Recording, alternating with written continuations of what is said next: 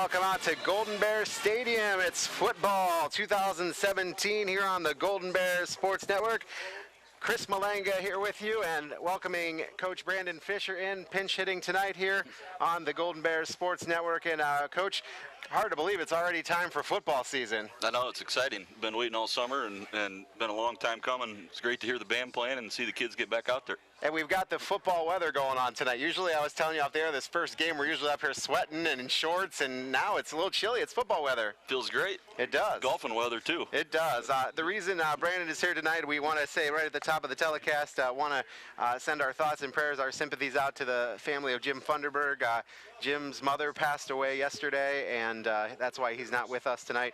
And so we are thinking of him and just sending our thoughts and prayers out to him as well. So tonight it's going to be Coach Fisher and I, and we're going to talk about a Van Wert team, Coach, that didn't win a game last year. Now you have a little bit of experience with Van Wert because you used to help coach Defiance, which is in the Western Buckeye League. Tell us a little bit about, you know, how a team that's 0-10 bounces back the following year. I mean, we saw a little bit of that a couple years ago with Bryan. Yeah, I mean, you got to have good leadership, and they got to believe in what's going on. And it seems like their coaches do a nice job. You know, they've struggled in the years past, but I think they got 13 letter winners back and got a little bit of experience. They got a great athlete, and Jacoby Kelly, who's a great. I've seen him on the basketball court, and he can move. So a lot of confidence in there. Plus, they're wearing scarlet and gray, so if you wear that, you're probably good to go.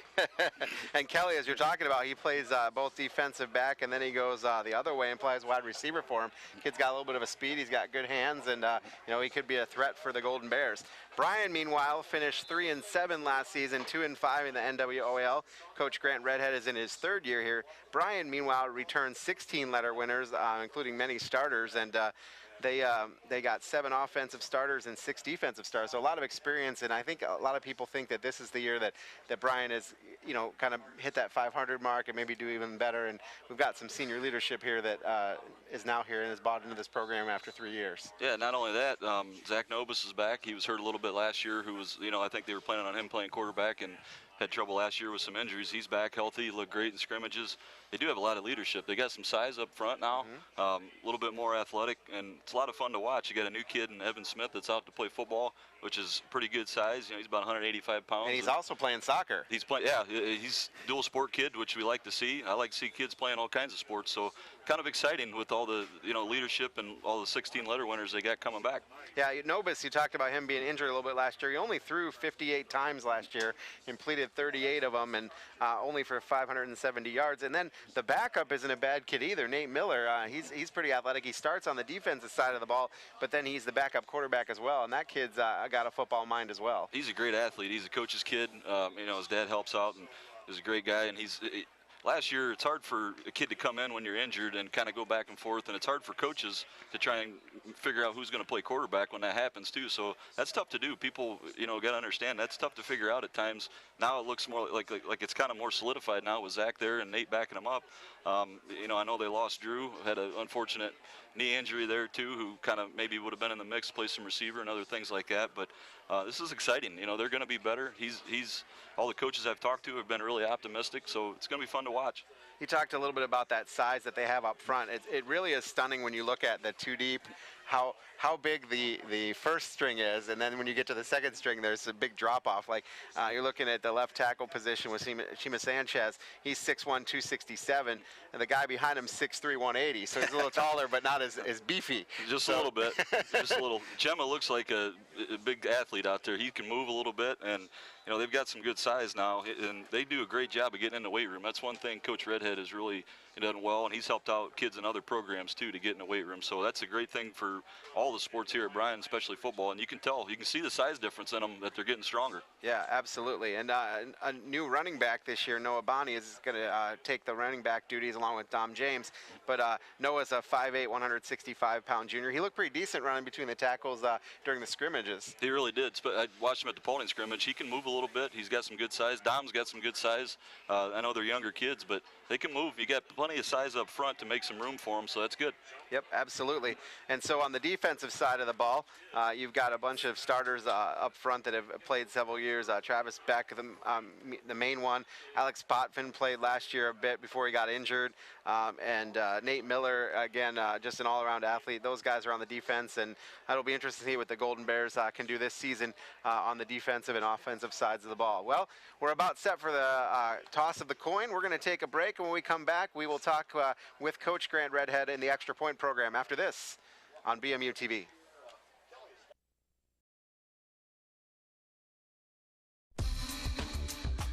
Newcomer Schaefer, Spangler, and Breininger is a great group of experts with a common goal: to serve the legal needs of this area with the greatest degree of integrity and excellence. Along with that, they respect and support the athletes in tonight's game for their determination and teamwork. An attorney's relationship with their client is like the one between a coach and their player, a position of trust. Newcomer Schaefer, Spangler, and Breininger are proud supporters of all the athletes and wish them continued success always.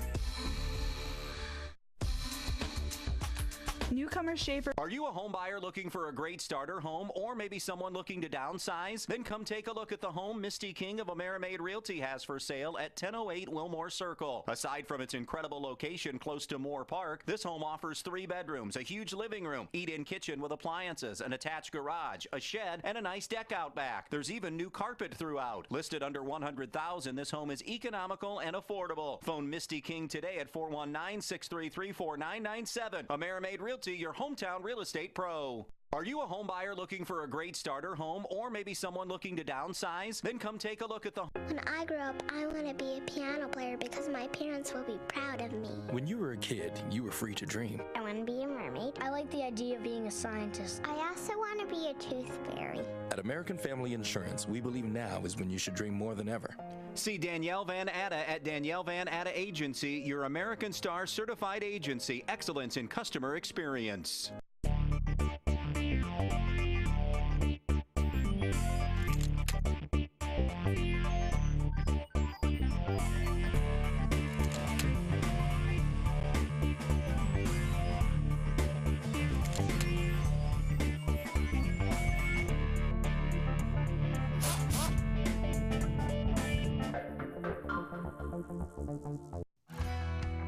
Looking for career opportunities? They're closer than you think. Northwest State has more than 70 degree and certificate programs, so you can start on the path to a rewarding career or take your existing skills to a whole new level. Your future is knocking. What are you waiting for? Opportunities await at Northwest State Community College. Find out more at northweststate.edu. Andrews O'Neill & Lowe is committed to providing you the best value for your insurance dollar. We are an agency built on integrity, offering personal service and sound advice you can trust. That's why we partner with experienced carriers like the Central Mutual Insurance Company for your auto, home, or business insurance needs. Central's quality insurance products are reasonably priced and backed by prompt, professional service, providing value for your peace of mind. Andrews O'Neill & Lowe is your local Central agent. Call us today at 419-636-5050. At Krill Funeral Service, we are professionals with the sincere desire to reward every family who have placed their trust and confidence in us by being attentive to every detail, displaying the highest level of courtesy and compassion, and providing the greatest measure of respect for their wishes. As remembrance planners, our goal is to help families find joy in the way they choose to remember, honor, and celebrate the wonderful life of their loved one. Krill Funeral Service, we are experts at helping hearts heal. At Krill Funeral Service, we are professionals with the sincere desire to reward every family who... They say there is strength in numbers. In Bryan, we have always taken pride in supporting our Golden Bear student athletes in all of their sporting endeavors. The Bryan Athletic Boosters now have a chance for you to get into the game. If you're Bryan proud, it's time to become Bryan strong. Whether you were a BHS athlete, are raising a BHS athlete, or just love supporting our Bryan High School athlete, this is your chance to be part of the BHS sporting community. Talk to any board member today on how easy it is to join, or contact us at 419-636-4536. They say there is strength in... Back out here, Golden Bear Stadium. Chris Malenga, Brandon Fisher here, and Coach, we did not get a chance to run the extra point because we have a little technical difficulties. They're working on that down there, but meanwhile, we can talk a little bit and thank our sponsors bringing you the game tonight. First game brought to you tonight by Andrews O'Neill and Lowe, by the Bryan Athletic Boosters, Bryan Ford Lincoln, Bryan Municipal Utilities, Darrow Shirkey Ford, Krill Funeral Home and Crematory, Northwest State Community College, and Oberlin Turnbull Funeral Home. You were in the Bryan Ford Lincoln pregame show, and while we were off the air, they had the toss, and Bryan will receive the opening kickoff. So, what is going through Coach Redhead's mind when he makes that decision? Oh, just probably want to get off to a good start. New season, everybody's excited. I think the offenses look really good in the preseason, so why not let them go out there? You got Zach Novus back, who's been leading them, a lot of good athletes. Maybe put some points on the board first, put a little pressure on Van Wert, might be a good idea. And, this game is the oldest opening night rivalry in the state of Ohio. I don't know if you knew that. It is? It is. Even more Defiance Napoleon? Yes, it is. No kidding. I did not know that. Yeah, so it's a good one. No, I think Defiance Napoleon, I heard 95 years maybe last night. It's crazy. So, since the Titanic or something. Yeah, that's right. it's these old teams that play every year, and it's actually a neat rivalry to continue to play that same team over and over, a non-league team like that, and it's good to have them here, and the fans are slowly starting to trickle in, and we're ready for some football. A beautiful night for football. Let's take a look at some of our conditions as we start here, and just a nice night now with the new school behind there. And the renovated school, it's kind of a nice look there as well. Well, that gym looks great, Chris. I don't know about you, but I like that view from over here. There you go. Got a great gym facility now. Yeah, we do. And do you have any players that play football as well? We have a lot, and it's great. Even if it's football, soccer, it doesn't matter. We want them playing other sports, and I'm proud of that. We've got a lot of kids. Evan Smith started for us last year. He's a receiver now. Zach Novus plays for us. He's a quarterback. We've got a lot of kids. Austin Dean, and I could go down the list. Connor Arthur, there's a bunch of them. So that's great. I want them helping out other programs, and it's fun to come watch them, especially with this view. Yeah, and does that really help them as they get to basketball season? They don't get out of that competition mode? Is that Absolutely. kind of? Yeah. It's huge in the summer too, where you're not taking so much time off if you're playing other sports, no matter what the sport is. That's great, and you got to, no matter what your talent level is or whatever, you gain some confidence through competing and having success in other things. So that's great. I want them playing other things instead of sitting around watching and playing video games. Yeah, absolutely. We talked a little bit about school starting so late. It doesn't feel like football season because you guys aren't back at school yet. What does that do? Is that hurt or help a team when you're starting school after the first game? I don't know. I'm not sure if it makes a huge difference. Maybe hopefully Van Wert had a big test today or something. Maybe they're tired. But other than that, I'm sure our kids got up early enough and they're ready to go. So I don't know if it helps or hurts or not. But if there's an advantage, I'm sure it would maybe be to us where they get some rest and get ready for the game today. So. Absolutely. All right, we're going to take a quick break, and when we come back, we've got the Extra Point program after this on the Golden Bear Sports Network. Back to the Extra Point, Coach. The defensive side of the ball, I think from everything I saw, offense looks like it's going to take care of itself. Defense, though, has had a struggle a little bit here in this spring. We were shaky against Hicksville in the open field, okay, bottom line. That and our coverages. The kids were getting crossed up. They weren't sure. Now, you have to remember, we started 2 true freshmen at safeties last year in that secondary, and they're both returning, but they're still sophomores. They're still young.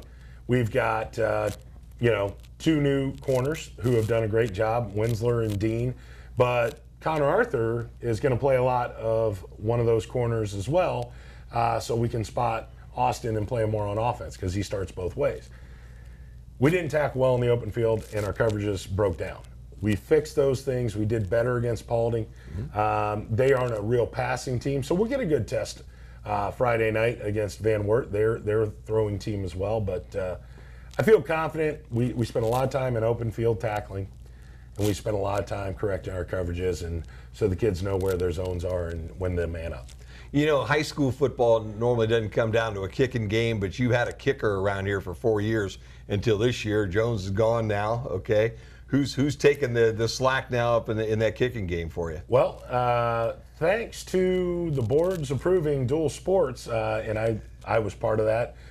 Coach Neese, the soccer coach, and I really pushed dual sports. Yep. We thought it was good. Give the kids the opportunity to be great. So we have a kicker in Evan Smith. Evan has been the goalie for the last 3 years, and wanted to play football. So he was going to play football this year no matter what. Okay. And now he's still able to play soccer, but he is our kicker, and he is a darn good wide receiver. He sure is, yeah.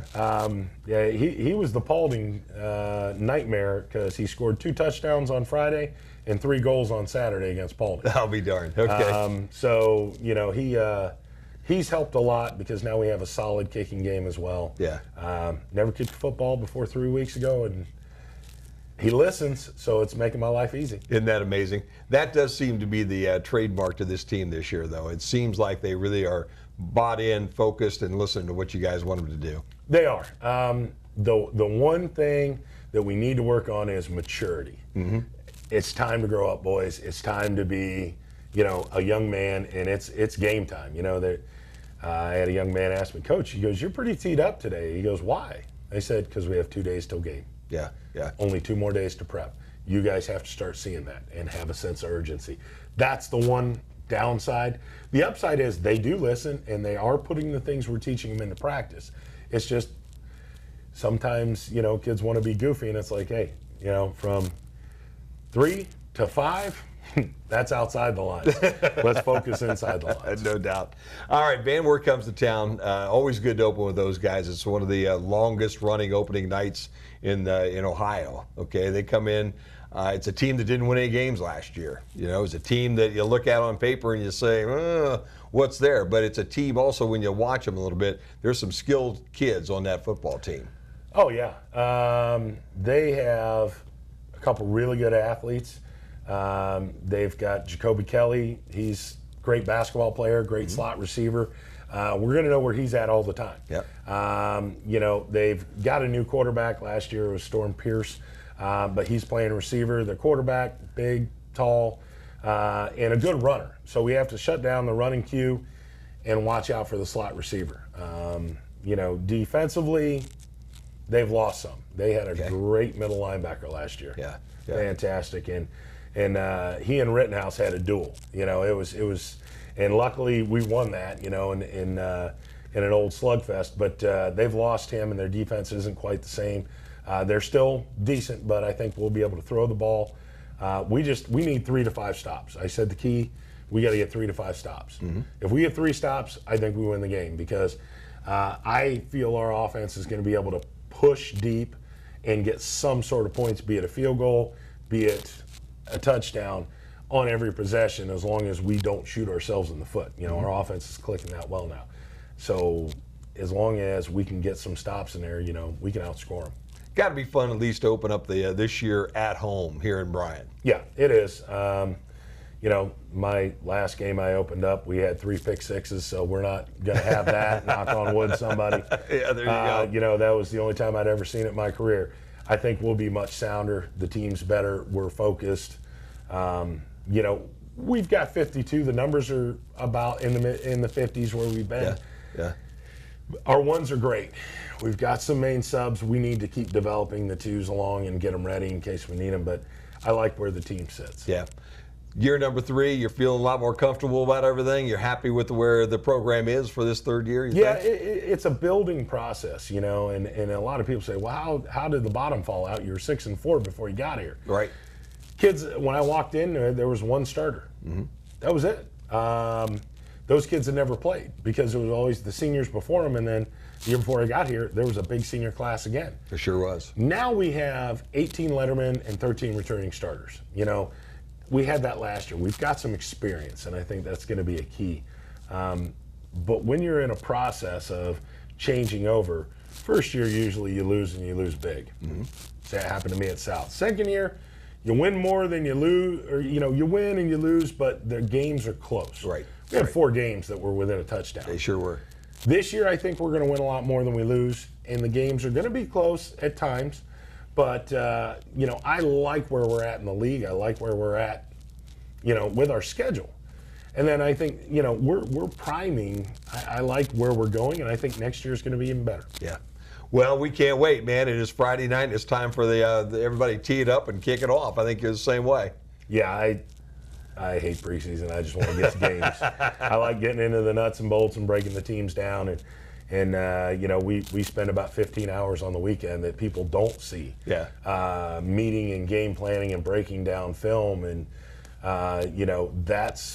we just don't show up and say, okay, guys, let's go and roll out the balls. It's a lot of prep work, and when it works, it's very rewarding. No doubt about that. All right, that'll do it. Best of luck, Coach. Thanks, sir. Go get him tonight. Van Wert and Bryan, that's next here on BMU TV in the Q. Darragh Shirky Ford Lincoln's employee discount is available to everyone, and the savings on new Ford trucks is incredible. I'm Dieter with Darragh Shirky Ford Lincoln, showing you the brand new 2017 Ford F-150 XLT. Has an MSRP of $42,040, with Ford rebates up to $5,250. With a Darragh Shirky employee discount of $4,335, bringing the price of the truck to $32,455, and you'll save up to $10,000 on this truck. Darragh Shirky Ford Lincoln's employee discount is available to everyone, and the savings on new Ford trucks is incredible. I'm Dieter with Darragh Shirky Ford Lincoln, showing we get to catch up and we get to reflect on the past. It seems like every time we get together, I always learn something new.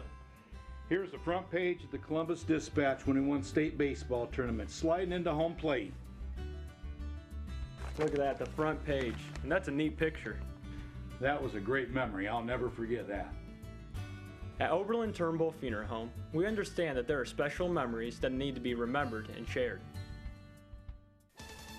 Tonight's broadcast of Golden Bear Sports is proudly streamed by BMU Cable and High-Speed Internet. BMU is your hometown local provider for digital HD cable and high-speed internet. Call BMU today at 419-633-6100 or visit us on the web at cityofbryan.net. Go Bears from all of us at BMU.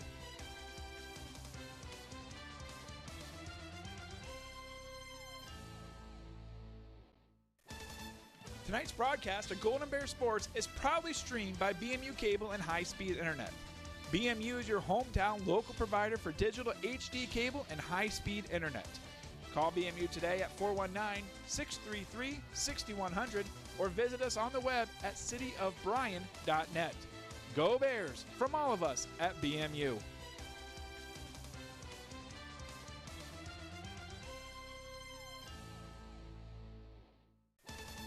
Tonight's broadcast of Golden Numbers. In Bryan, we have always taken pride in supporting our Golden Bear student athletes in all of their sporting endeavors. The Bryan Athletic Boosters now have a chance for you to get into the game. If you're Bryan proud, it's time to become Bryan strong. Whether you were a BHS athlete, are raising a BHS athlete, or just love supporting our Bryan High School athlete, this is your chance to be part of the BHS sporting community. Talk to any board member today on how easy it is to join, or contact us at 419-636-4536.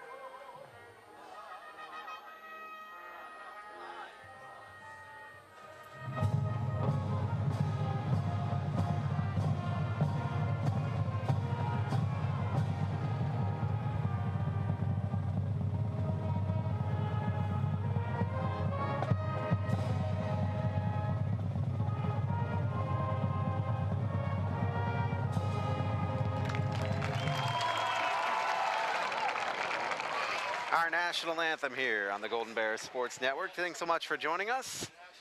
It is the Bryan High School football on the Golden Bears Sports Network, BMU Channel 3, BryanSports.com, and WQCT-FM Bryan. Thanks so much for joining us, Chris Malanga and Brandon Fisher with you tonight as the Van Wert Cougars come to town. The Golden Bears will get the ball first, and they are going to be led by Zach Nobis, their senior quarterback. He didn't play as much last year as he probably would have liked due to some injury, but we're excited to see what he can do this time, and he looked pretty decent in the scrimmage. Very good. Slinging the ball around a little bit. I think he had a great time doing it, and they're spread out now. A little bit different in the way the year started last year. It was kind of fun to watch. Got some athletes on the outside, and he did a great job getting the ball to them. Game time conditions currently 69 degrees and sunny skies. Humidity is 51%.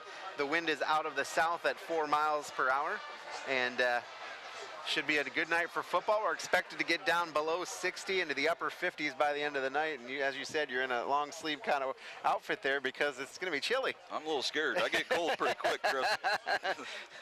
Well, we're excited to have you here with us tonight, and glad you're all joining us along the whole network tonight. And Bryan, again, we'll get the basketball, or the basketball. See, I made the basketball reference.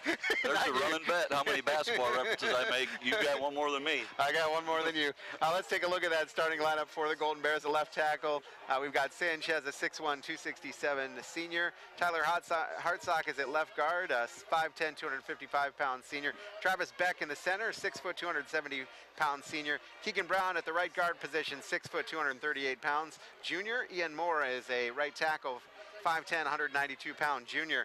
At the wideout positions, we've got Bryson Andrews, Evan Smith, and Austin Dean. Devontae Royster, a 6'3", 240-pound senior, will be the tight end. Zach Nobis, a 6', 180-pound senior, will be the quarterback tonight. Noah Bonney, your running back, 5'8", 165 pounds. The Bears will receive the kickoff. Back to receive, Austin Dean is closest to us. And Bryson Andrews is the other one. I thought that said 21, but it's 28. These numbers are going to be hard to find all night, Coach. Yeah, they are. My eyesight's not very good as it is. So the Bears are ready to go. Van Wert still huddling up on their sideline. Our kicker for Van Wert tonight is Jake Lautzenheiser.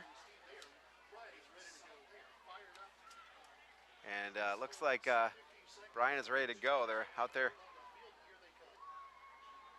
waiting for this kick. Van Wert comes out. And Van Wert is in the white jerseys with the gray pants, red numerals, gray helmets. Bryan in the purple, all purple pants, purple jerseys. Gold numerals, gold helmets. I think we're ready to get this one away. Pretty decent crowd for Van Wert for the drive it is. Yeah, very good. They're a good sports town. Bryan is too. You know, Northwest Ohio's got a lot of good towns that support their kids. Absolutely. So Lautzenhauser will take a look at it, get ready. And here comes the kickoff for the 2017 season. We've got a penalty flag down.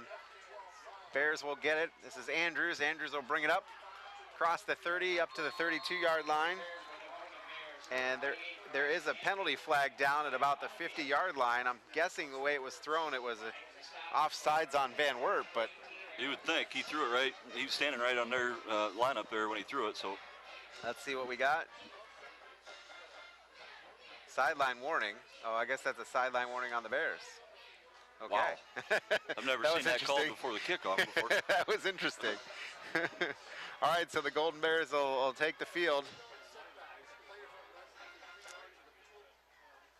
Just underway here. Thanks so much for joining us here on the Golden Bears Sports Network. All night long, you'll be able to check out the main stops scoreboard. We'll give you that score all night long, presented by the main stops of Williams County. 1st and 10, Bears, ball at the 32-yard line. 3 wideouts to the near side. Noah Bonney in the backfield. Royster at tight end. Zach Nobis with the ball. The snap, Nobis will go around right side. Look for the receiver. It's to Andrews. Andrews will cross the 40-yard line, tackled by a whole host of Cougars. There was about 5 Cougars in there. That's a great job.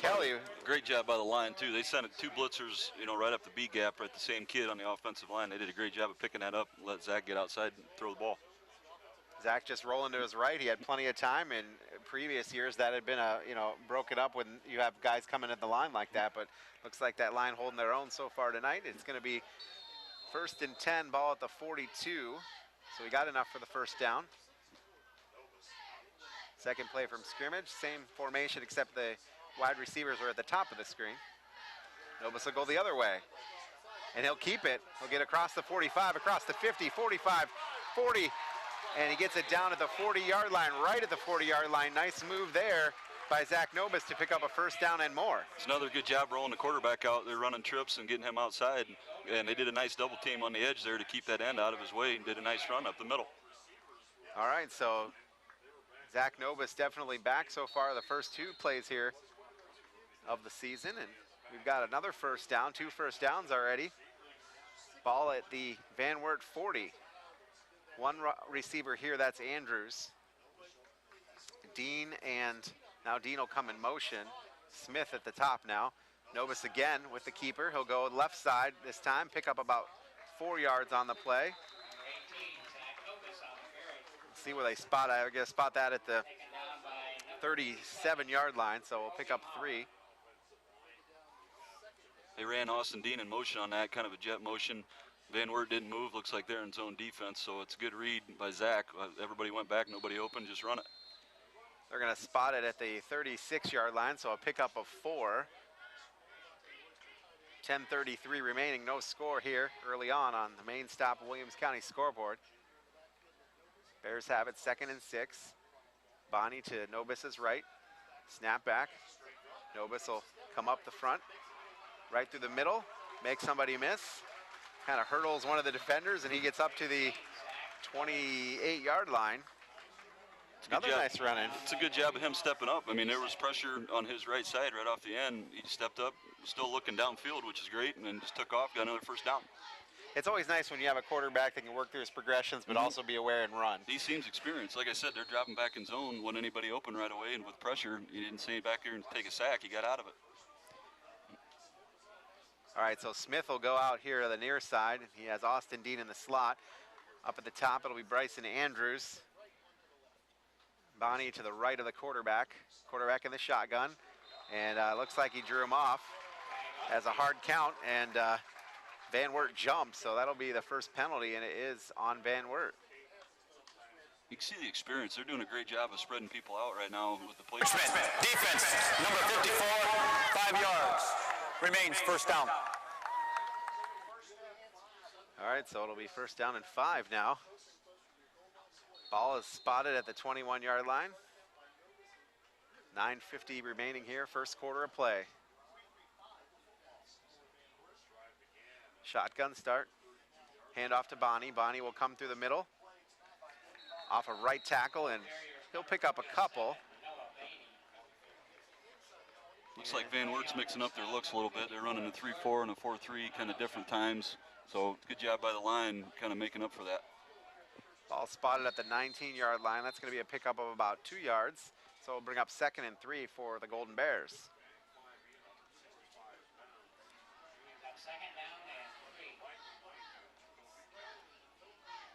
Got Smith and Dean on the near side. Andrews on the far side. Now Andrews will come in motion. Shotgun snap, quick pressure, pass to Smith. Smith will grab it at about the 15-yard line. He loses the football. Let's see if they say he was down. No, they don't say he was down. He was not down, and it's going to be a turnover for the Golden Bears as Van Wert jumped on it at their own 5-yard line. And that was kind of a disaster waiting to happen there because Van Wert was right there as the ball was thrown. Yeah, it's kind of too bad because the line did a great job, just a slip screen to the right, kind of to the field side here, and he had some room to get up into the, his own territory inside the 10 and just got hit right. Guy put the hat right on the ball and lost it. All right, so that's going to be a turnover for the Golden Bears. So it looked like a promising drive stalls with the fumble and the turnover. So this will bring out Van Wert. They're led by quarterback Nate Place, a 6'1", 170-pound junior. Their line is 205, 200, 245, 230, and 225 across. Place with the football. Fake, comes up the middle, gets some room, and out to the 15-yard line. He faked the handoff and then was able to go take it right through the middle. Yep, kind of a jet sweep fake, very good fake. Took a couple defenders with him, went right up the gut.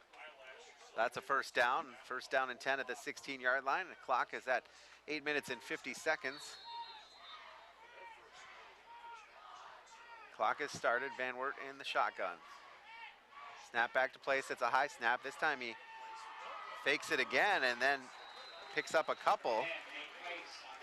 Maybe just the original line of scrimmage where they're marking it. Let's see. Looked about like the same play, didn't Yeah, it was. Did look like the same play. Same thing. Picked up maybe a yard.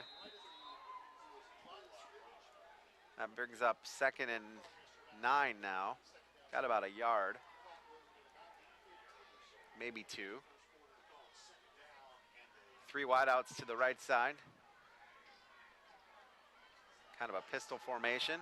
Handoff to James Aquaviva. Aquaviva will get through and pick up about 2 more yards. That'll bring up a 3rd down for Van Wert, 3rd and 6. Van Wert's pretty spread out right now too. They're putting a lot of receivers out. Yeah, they had 3 and then they had 2 in the backfield with them. So now they've got 1 out to the top, 1 in the slot up top, and then 1 down low. Place will roll right, throw downfield, and some separation there, but unable to make the grab is the Van Wert receiver. And that was a Jacoby Kelly, and that's the guy you talked about in the pregame. He's a difference maker. Yeah. He's a receiver. He plays defense. I think he's the kick returner, punt returner. Might sell popcorn at their home games. I don't know what else he does, but he was kind of open there, just overthrown. Yeah, and Spencer Winsler was in pursuit, but he definitely got there, and it looks like we're going to get a punt here from Van Wert. The punter is Drew Bagley. So it's 4th and 6. Ball is spotted at the 19. Bagley's punt will get away. Smith to receive. He'll make the grab. He'll head to, actually, that's not Smith, that's Dean. I believe that's Logan Clemens, isn't it? It is Logan Clemens.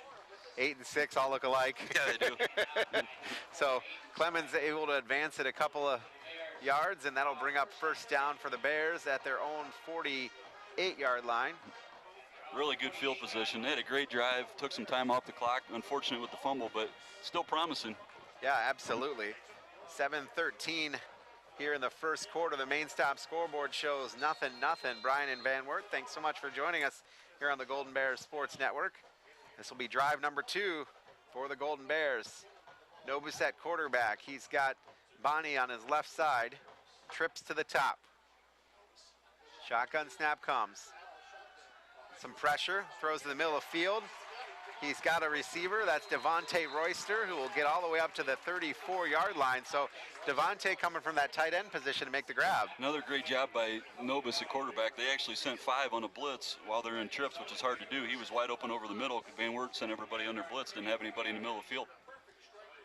So good play calling there for that setup for Van Wert. Very good read as well by tight end and quarterback. All right, we've got 1 receiver to the top. I think that is Andrews. We've got Dean and Smith down here on low and Bonnie in the backfield. They'll look with a cross pass over to Dean. He picks it up, heads up to the 30-yard line, crosses the 30 down the 25, hangs on to the football and gets inside the 20 down to the 18-yard line. Another good little screen, kind of threw over to the field side. Great block by Evan Smith out front, keeping the corner out of the way. So another 1st down for the Golden Bears. Down to the, looks like they'll spot it between the 18 and the 17. So we'll give them 1st and 10, ball at the 17-yard line. 6:44 to play first quarter. That seems like a simple throw, but you got to put it on the money like he just did. He's on target right now. Yep, if he doesn't put that on the money, it bounces off his hands. It could be picks. That guy gets off his block if he doesn't. Yep. So 2 receivers down to the near side, 1 on the far side, 1 running back in the backfield. Looks like blitz is coming, and now we might have, oh, it is going to be offsides. Van Wert was pointing at the wide receiver for the Golden Bears. He was pointing at Bryson Andrews, but it was the line that moved. And so 5 yards remains, 1st down. Van Wert's made an adjustment already. They've got 5 DBs in now, trying to combat that spread that Bryan's giving them. Last year, if you're looking at last year's film, this team looks totally different than last year. Oh, the tempo is really fun. It's cool. So 2 wide receivers to the near side, 1 to the far. Andrews is on the far side, Dean and Smith on the near side. Fake to Bonnie, then it's Nobis. Nobis will take it inside the 10-yard line, down to the 8. Nice quarterback keeper off right side. I'm not sure if that's a designed fake on that or if it's a zone read, but if it's a read, he made a great read in the midline there. Faked it to the running back, going left, and went right over the right guard. All right, so that's another first down for the Golden Bears. That'll be at the 7-yard line, so first and goal from the 7 now. The Bears technically, I think, the first trip into the red zone. Same lineup, 2 receivers down here, except they've moved Smith to the top now. The lone receiver, Nobis sees a hole, and he'll head to the 10-yard line, and then we'll get a penalty marker. And I think that one's going to be on the Golden Bears. Boy, that's a great job by the Danilchuk kid from Van Wert. He took on a block up front and the running back who came to chip him and still got through and got the tackle on Zach. That's going to be a holding penalty. That was the first indication anyway. See what he says. Number 60 of the offense, 10 yards from the spot of the foul. Replay, Right, first so down. 10 yards, that'll make it from the 17-yard line. Actually, it'll be on the 18-yard line. So it'll be first and goal from the 18. So now we've got trips to the top. Reister is in the tight end slot to the right. Bonnie in the backfield. Snap. Nobis with the the football. He'll go left to Smith, and boy, it was a jump ball situation. And, yeah, it was. Ooh, that was actually Bryson Andrews down there. Kind of seemed like he wanted to go up the field more than that. I think he was Nobis maybe throwing it to his back shoulder. Looked like he was open up top, but great play by the Van Wert kid getting over there. He had a lot of ground to cover. Makes it second and goal from the 18-yard line. So first trip down into the Van Wert side ended in a fumble. Let's see what happens here on this one. You've got Dean and Smith. Actually got 4 wideouts now. Logan Clemens in as well. So Smith and Clemens near side. Dean, Andrews far side. Pass complete. Smith at about the 11-yard line. Smith caught that one and held on with both hands. Yeah, he took that down real quick. He's making sure he's not losing that one. Bryan's doing a good job. They're keeping their running back into pass block, so trying to combat any of those blitzes, and seems to be working. He's got time. He does. So now it's third and goal from the 11. See what the play call is here. It's going to be Andrews to the far side of the field. And then we've got trips to the near side. Clemens, Dean, and Smith. Bonnie in the backfield. Shotgun. Dean will go in motion, and we're going to get, I think, a timeout by the Golden Bears. So we will take it with him on the main stop scoreboard. It's 0-0, 5:25 remaining first quarter here on the Golden Bears Sports Network. Looking for career opportunities? They're closer than you think. Northwest State has more than 70 degree and certificate programs, so you can start on the path to a rewarding career or transfer your credits toward a bachelor's degree. Your future is knocking. What are you waiting for? Opportunities await at Northwest State Community College. Find out more at northweststate.edu. Back out on the Golden Bears Sports Network. Thanks to our sponsors, Andrews O'Neill and Lowe, Bryan Ford, Lincoln Derrier, Shirkey Ford, and Northwest State Community College, all bringing you the game here today. Chris Malenga alongside Brandon Fisher filling in tonight. You missed the top of the broadcast.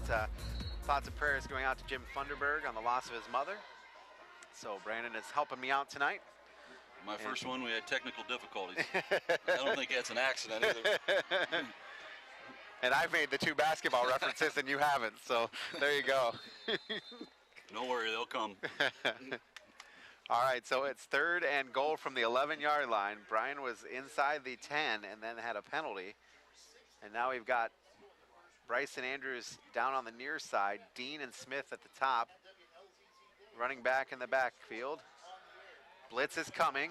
Pass to Royster. Royster will hit the end zone, and let's see where they're going to stop. They're going to spot that. Oh, they're going to say he's in. Touchdown. Touchdown, Golden Bears.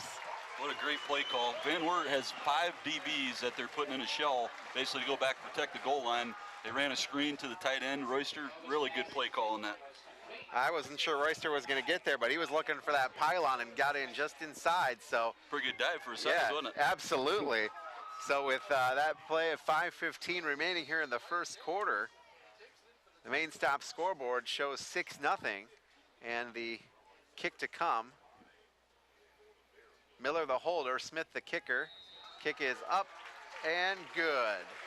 So 5:15 remaining to play, 7-0 Golden Bears. Back after this on the Golden Bear Sports Network. An insurance policy is essentially a promise to pay for covered losses that occur to your assets. At Andrews O'Neill & Lowe, we take this promise seriously, from the minute you accept the policy to the moment the loss occurs and beyond. That's why we place your auto, home, or business insurance with an experienced carrier like the Central Mutual Insurance Company. Our expertise, matched with Central's quality products and service, provide you protection, security, and peace of mind. Andrews O'Neill & Lowe is your local Central agent. Call us today at 419-636-5050. Hi, I'm Peter Held, here to tell you a little bit about the Darrow Shirky Ford Lincoln employee discount. This is a Ford Escape S package with an MSRP of $24,495. Ford is offering a $3,500 rebate on this Escape.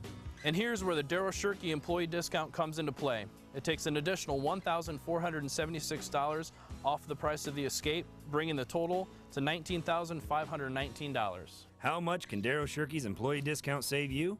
The only way you'll know is to stop by and see us. Back out on Golden Bears Sports Network here at Golden Bears Stadium. Chris Malanga, Brandon Fisher, and Bears just had a good drive where they finished with a touchdown. And after a penalty, it was 1st and goal from the 18. They were able to get it in there. That's a great job of coaching. They called a timeout on a third and goal from the 11 and called the exact play they wanted and worked perfectly. Great call, great job of coaching. So Smith will be kicking for the Golden Bears. Back deep is Nate Place. Can't see the other guy. Kick goes short. It'll be picked up at about the 30-yard line, and running back we have a penalty flag and a whole host of Golden Bears tangle at about the 38-yard line. That was James Aquaviva on the return. Trying to keep it away from Kelly, I would imagine. Yeah, he was the up guy. Let's see what the penalty is. I think it's probably going to be a hold on Van Wert. Usually that's what they happen, but he threw it on the Bryan side, so I'm not sure. Let's see what happens here with the penalty. They're talking it over. They're gonna. I'm not the one to tell you what officials do. I can never tell you that, basketball or otherwise. That's going to be a block in the back, or a chop block, I guess is what they call that. So that should send the ball back even further. That's definitely a design kick. I mean, we have an illegal block. Number 51 of the return team. 15-yard penalty. First down. There you have the official word. So 15-yard penalty on the chop block. They have Smith kind of going back a couple steps from the ball just to pooch it and keep it away from Jacoby Kelly from Van Wert. So that'll be first and 10 from the 24-yard line for Van Wert. Place your quarterback. He has got one receiver on the near side, 2 on the far. It'll be a sweep. This is Jacoby Kelly. He stopped up, he gets out of it, and he is wide open without very many Golden Bears. And Spencer Winsler's gonna put a hit on him, as does Dom James. Otherwise, he was going to the house. Well, that shows you what he can do. I think he got hit 4 or 5 times going around the end there and got through everybody. Well, he was stopped. His momentum was stopped, and then all of a sudden you saw him sneak out of there. Couldn't see him. There were so many kids around him. That's a big gain for Van Wert, so that'll make it first and 10 on Bryan's 39 now. So in the shotgun, handoff again, and this time it doesn't get very far, and that was James Aquaviva. Van Wert's running almost a pistol look, two backs with the shotgun and trying to go over tackle and around the end a little bit. Do they have those backs in there to block for a blitz, or they have them in there to help open up some holes for running? It looks like in the run game they're doing a lot of faking with them as well, but you can see the big tight end is right off a tackle up here. I think he's in there to block and get the end. So pistol look again, handoff. And that is again Aquaviva. He gets a couple more yards, and he will get up to the 32-yard line. That'll bring up third down. Logan Clemens and Alex Potvin on the tackle. They're getting to the second level at the moment. Safety's having to come up and make tackles. It means Van Wert's getting up to our backers at the moment. So place in the shotgun. He's got a back on his left, tight end in the slot. It's a keeper. He will head up and get the first down as well, he's close. I don't know. This near side official makes it look a lot closer than it is. I thought he had it by a good yard, and he does. That's a good progression kind of thing by Van Wert, where they gave it to the back the last play. This time they fake it on the exact same formation, let the quarterback take it, just an adjustment, and it worked. So first and 10 for Van Wert on the Bryan 27. The main stop scoreboard shows 7-0 Golden Bears, 3:46 remaining, first quarter of play. Shotgun snap, deep pass, and it is out of the hands of Storm. Well, it was too far for Storm Pierce. The 6-foot, 170-pound junior had some separation on his defender, but the pass was not anywhere near accurate. Yeah, that was a busted coverage too. He got right between. I'm not sure if they were in the zone or not. It looks like a zone to me, but it seems like the corner kind of was supposed to take him and did not. So that'll bring up second and 10. Ball spotted at the 27-yard line.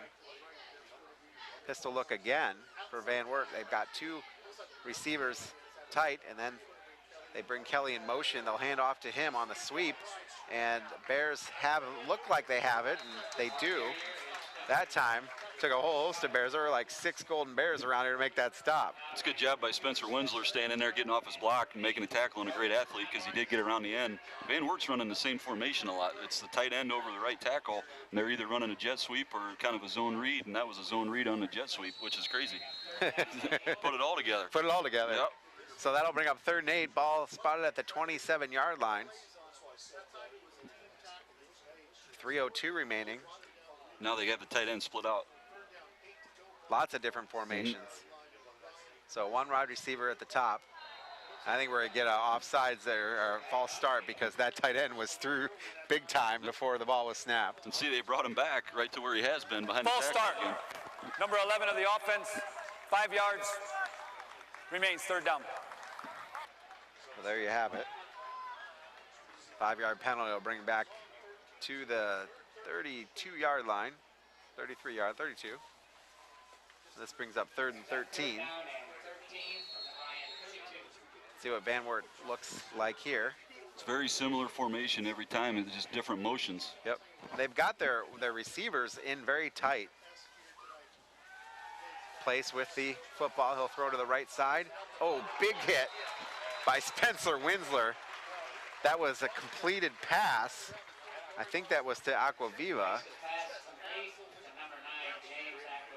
Yeah, he's a running back. They cleared out with tight end and wide receiver and brought him on a wheel route, and he was wide open. Great hit. That'll bring up fourth down. I don't see any kicker coming out, so. What fun would that be? I know. Go for it. Looks like we're going for it. So Van Wert has 2 wide receivers at the top, one on the near side. Pistol formation. He's got Aquaviva in the backfield with him. Now he comes up and changes the play. Place in the shotgun. Man in motion. Place will go to the right. And he will get close to the first down, and he may have got it. Oh, that was a nice play there by Van Wert. Yeah, they brought Kelly against the formation. Ball fake to him. A couple guys kind of went with him and let the quarterback keep it and go around the end on that. A little misdirection there for Van Wert. That'll be a first down and 10. Ball at the 21-yard line. Actually, the 17-yard line. It's a tough run by the quarterback. He went through a couple Bears right at the sticks. Snap to place.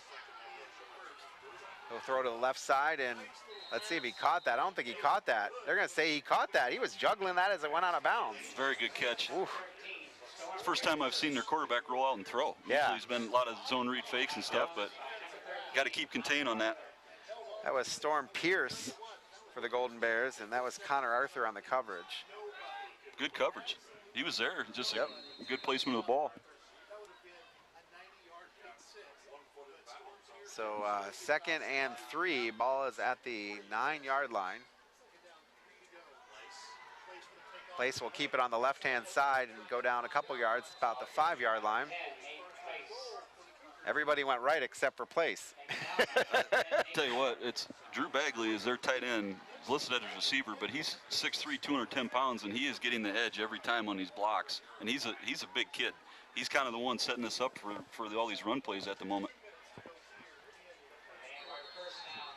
So it'll be 1st and goal for Van Wert. Ball at the 5-yard line as we go under 2 minutes here in the first quarter. Snap. Aquaviva will head towards the goal line and will get inside the 2. That's right off of Bagley's block again. Yep. I mean, they're going right over him because he's clearing space and getting the edge set. Matt Harold in on that tackle. No huddle, and Cougars go in, and looks like they have it. Yes, they do. So Cougars will tie it up here. A minute 29 remaining here on the main stop scoreboard. It's now 7-6, and that was a really nice drive by Van Wert. And a little adjustment they made at the goal line. They pulled their guard on that. It almost looked like a trap out of the shotgun where they just kind of changed what they've been doing. Instead of a zone read run, it was a trap with a pulling guard. Good play. That'll bring in Jake Lotzenheiser to do the extra point here to tie things up. Kick is up and a little wobbly, but it goes through. Wasn't a pretty one, but it got the job done. So doesn't matter how it looks, as long as you get through there, right? Yep, we're tied at 7 on the main stop scoreboard. Minute 29 remaining. Back after this on the Golden Bear Sports Network. Looking for career opportunities? They're closer than you think. Northwest State has more than 70 degree and certificate programs, so you can start on the path to a rewarding career. Or transfer your credits toward a bachelor's degree. Your future is knocking. What are you waiting for? Opportunities await at Northwest State Community College. Find out more at northweststate.edu. As the baby boomer generation tires of traditional send-offs, funerals are becoming increasingly more personalized. People are pre-planning their own remembrance gathering. Pre-planning is easy and will pay off both emotionally and financially for you and your family. Plus allows you more control over your last hurrah. At Krill Funeral Service, we're not just funeral directors. We are experts at helping hearts heal. Back out at Golden Bear Stadium, it's 7-7. Van Wert and Bryan tied up here in the first quarter, the waning moments of the first quarter. Van Wert just had a really nice drive, and now the kickoff will be short, picked up by Andrews. Andrews will come around the right-hand side and then cut his losses and just try to go as forward as possible. So Bears will have it at the 23-yard line. They've got a minute and 20 seconds here in the first quarter play. Taking a look at some scores from around the region. Brandon? Surprising score. Eastwood's up on Ottawa Glandorf right now, 12-0. I know their quarterback got hurt towards ACL, so he's out. Liberty Center's up 3-0 on Tenora in the first quarter. Wauseon up on Fairview 14-7 first quarter. Fairview and Wauseon both going to be opponents this year as the Fairview rivalry will start up again. First time since 75, I was told. Yep. So Reister is your tight end on the right-hand side. Trips to the top. Shotgun snap. Bonnie in the backfield. Nobis looking to throw downfield. Pressure coming, and he is just going to run into the back of Travis Beck, his own guy, as the pressure was bearing down on him. That's going to be a loss of about 3 yards. It's a great job by the line. He had a good 4, 5, 6 seconds to throw the ball. Just couldn't find anybody. So that'll be a loss of 2. So 2nd and 12, ball at the 20-yard line.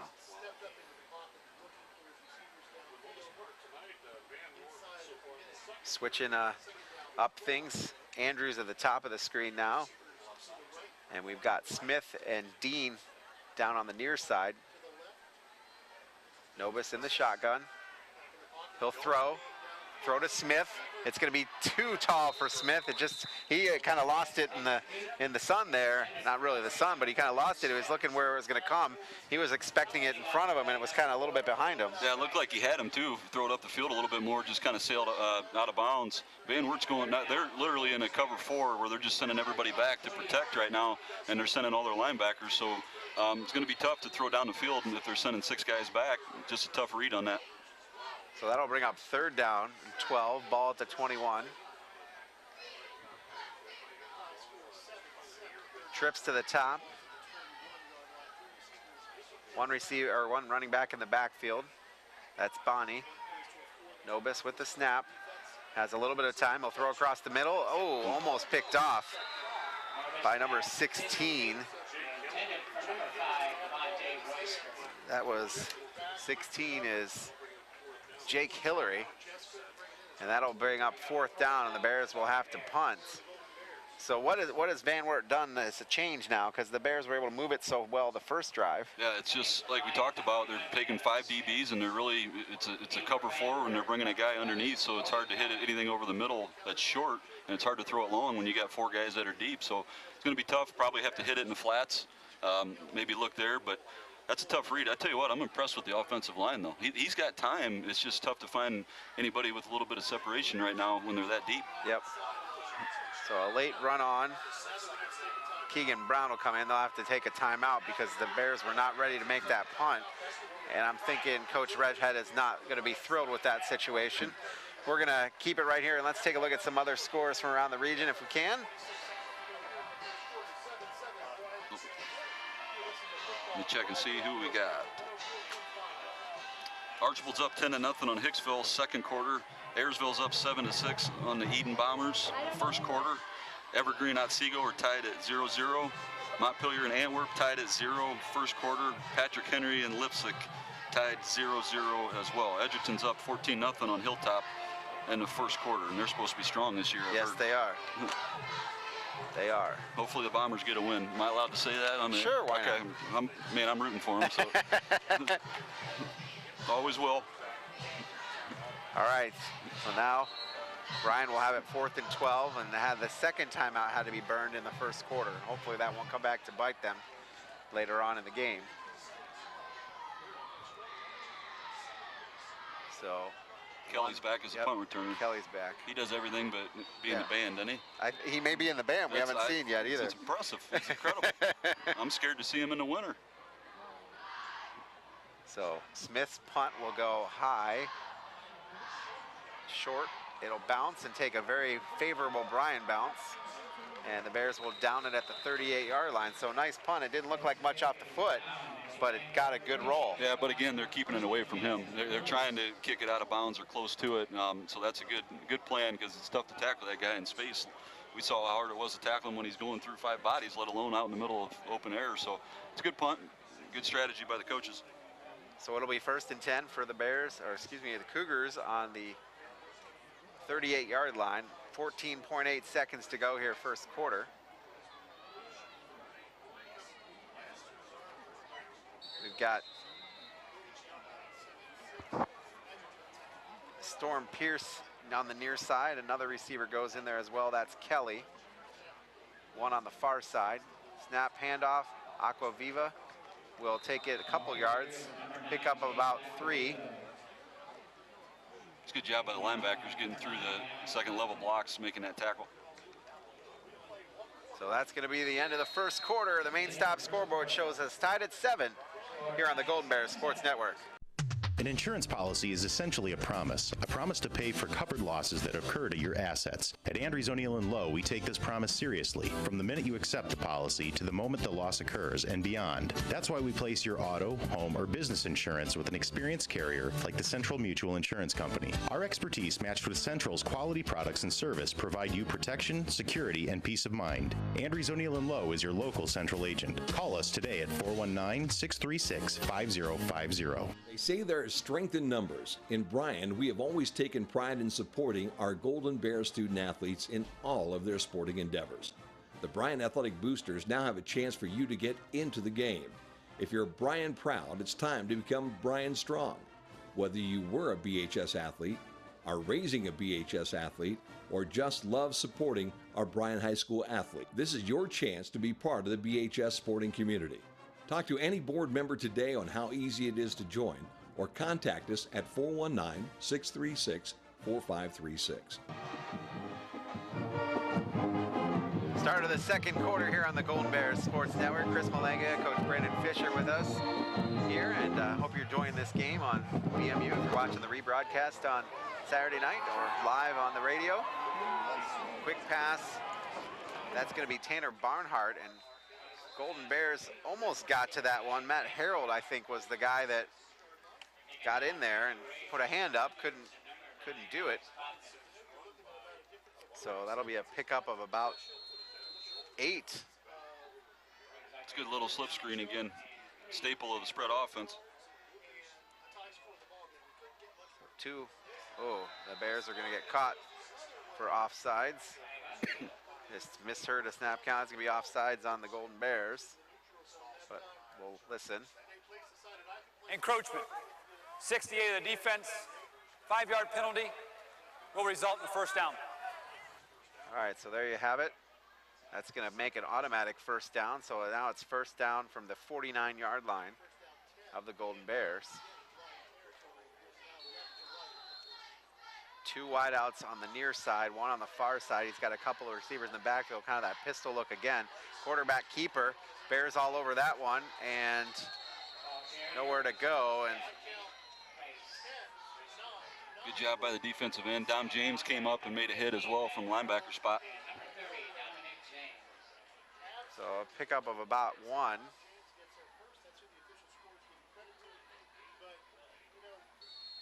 Let's see what they take a guy out of the backfield to put it in the wideout position. So we've got 4 wide out. He'll go left. That's a pick. And was that Spencer Winsler out there? No, and then we got a penalty flag coming in. That was Connor Arthur that made the interception, but then we had a flag come in. And seems like that was after the play, I believe, wasn't it? Storm Pierce was the guy that made the tackle, and they're discussing it down there. We're going to turn their microphone on here as they get ready to make this call. The flag is at the 50-yard line. That's a big turnover for the Golden Bears, getting that back. They're bringing all the officials in to talk about this one. Huh. Boy, a lot of discussion going on. Let's see what the official call is. Oh, we're still talking. Got to get this one right. Personal foul. That's going to be on Bryan. Wow. Now, will it be after the play? Or will it be as part of the play? Let's see what we got. Explain this to us, oh Stripes. We have a personal foul. Hitting a defensive player, number 65 of the return team, 15-yard penalty, first down. So that'll back them all up. So that was away from the play, really. Wow, I didn't see that at all. Neither did I, but I wasn't looking there. Reminded me of that insurance commercial with Aaron Rodgers. So I'm glad he didn't have his mic on. So that's going to make it first down for the Bears on the 33-yard line, their own 33. They had that almost to the 50, so a big loss on there. Great job by Connor Arthur. But poorly thrown ball was really not in the area of the receiver, but he did a great job of focusing and kind of getting that at the last second. Almost hit him almost in the helmet, didn't it? Yep. Interesting look here. 3 wideouts on the near side, 2 on the far side, so really spread. Nobody in the backfield. Quick pass over to the right-hand side, and that's going to be just make it to the line of scrimmage, it looks like. I'm not sure if they wanted Logan Clemens to block on that. He ran a route, and both guys didn't really honor it, came up and made the tackle on that, so I'm not sure if that was a mistake on that or not. All right, that'll make it 2nd and 10. Just got back to line of scrimmage, maybe just a couple, like a foot or so past. So Nate Miller actually is a wide receiver now for the Golden Bears. Yeah, and I heard talking he could do that. Now we've got 5 wideouts again. Coming in motion is Miller. Miller with it. He'll go to the left side, cross the 35-yard line up to about the 37-yard line. And anytime you have Nate Miller with the ball in his hands, he's a quarterback too, so I could see all sorts of fun. That looked like a little Urban Meyer flip on the jet sweep. Yeah, absolutely. They had a crackback block, looks like by Bryson, I believe, made that crackback block, got it on the end, but Van Wert did a nice job flowing to the ball. So that'll be a third down at the 37-yard line, about 6 to go. And now in this, Miller's here along with Dean. Nobis in the backfield by himself, 3 wideouts to the top.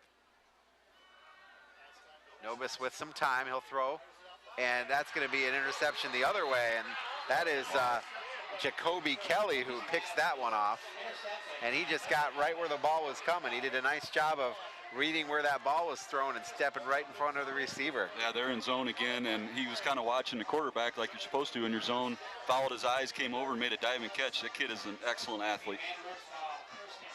So the Bears have now had 2 drives killed by turnovers, a fumble early on the first quarter, and then now a interception. And really it's a trade because this is where the interception was made. They didn't gain or lose anything, but Van Wert able to get it back after that turnover. So 43-yard line, 1st and 10. Place with the ball in the backfield. He'll go to the left, look for some help, looks downfield, there's Kelly, and Kelly's gonna take it to the house. Wow, that is a fast kid right there. Once again, quarterback got out of contain. Looks like great coverage to begin with. They were bumping and running a little bit on the front of the line. He just got outside, and Kelly made an adjustment like you're supposed to when your quarterback's on the loose. It's hard to stop that kid. Yep, so Van Wert drive in, they turn the ball over, Bryan has it, they turn the ball right back to him, and it results in a touchdown.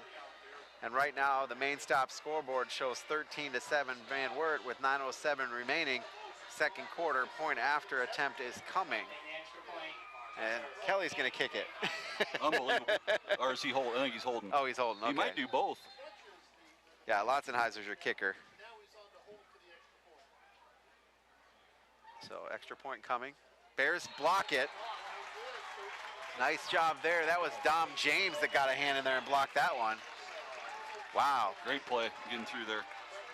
So that is a positive sign there as Van Wert unable to make the point after. We'll take a break, 13-7 on the main stop scoreboard. Back after this on the Golden Bears Sports Network.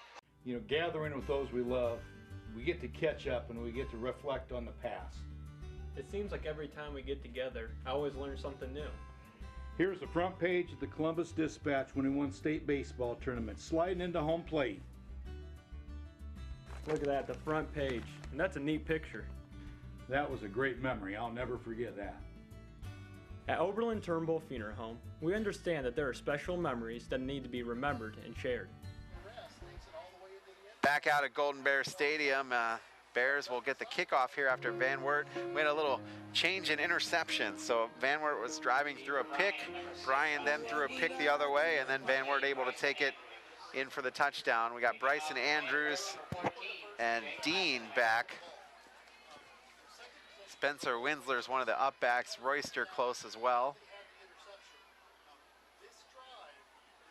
So 9:07 to play here in the first half. It'll be interesting to see. Bryan was moving the ball really well, but the last couple of drives they've had some trouble. Yeah, they went 5 wide last time and couldn't move it real well. Let's see what they do. This is a big response drive here. Yep. After kind of a big swing. Kick is deep. Dean will pick it up. He'll head up the middle of the field, run into a blocker and get out of it, and he'll get all the way up to the 37-yard line. Nice job there by Austin Dean. He's not a huge kid, 5'9", 150, but he's tough. He is tough. Great job of wedge blocking up front, too. The middle line there had a little wedge going and got him in there. So ball is actually going to be spotted at the 36-yard line, so that'll be 1st and 10. 8:59 remaining. So let's see what the Bears do, what formation they go into. Well, they're not doing 5 wide. They got Bonnie back in the backfield. Andrews is here on the near side. Smith and Dean on the far side. Royster in at tight end. Snap. Bonnie with the football. He'll head to the left, break a tackle, make a turn, and get up to the 44-yard line, 43-yard line. Great block by Tyler Hartsock. They pulled him, his right guard. He came around and got a big hit on the end right there and sprung him. I feel like if you're running the football well, it sets up the pass. Absolutely. You know what I mean? Yeah, and they're doing a lot of trips, to the boundary side, which is the short side of the field, but that gives you more room to run on the field side as well, where it's open. All right, now trips go to the wide side of the field. It's Dean, Smith, and Andrews all up there. Reister now the tight end on the left side. Now they go trips to the other side. Yep. Andrews in motion. Nobis with the quarterback keeper. Put his head down, pick up 2 yards. Gets within a yard of the first down. That'll bring up 3rd and short. They had it blocked on the strong side. A couple backside guys got through. I don't know if they were trying to cut him or not, but they got through and made the backside tackle on that. I think it was Bagley again. That Bagley kid is everywhere. He's a big kid. He's got a big motor. He's making all the blocks on the offense. I don't think he's touched the ball, but he looks like he wants to play harder than everybody else right now. So 3rd and 1. 7:38 remaining. 3 receivers at the top, running back in the backfield. Andrews will come in motion again. This will be Nobis, and he gets real close to the first down. And I think where this forward progress is, I think they're going to give him the first down. Yep, they did. Jordan Danilchuk from Van Wert just went through a blocker and knocked our ball carrier down. That was a great hit. Great job of running through that, getting the first down, but that was an awesome. Is there an all Madden trophy we can give? That kid's tough. I mean, there's a couple good kids that are tough. Yep. So we got trips to the top side again. Running back in the backfield. Nobis in the shotgun. Snap back. Looking to throw. And Dean will complete the catch with about a yard of gain, but again, Van Wert was in there jumping that route. They're coming straight up, and you can see the arm strength of Nobis right there too, because if he floats that a little bit more, it's probably a pick 6. Yep. He zipped it in there, so it's a short gain, but it's a lot better than what it could have been, him flying up there. Absolutely, so they're gonna say that very little gain. So we'll say 2nd and 10 again, ball at the 47-yard line.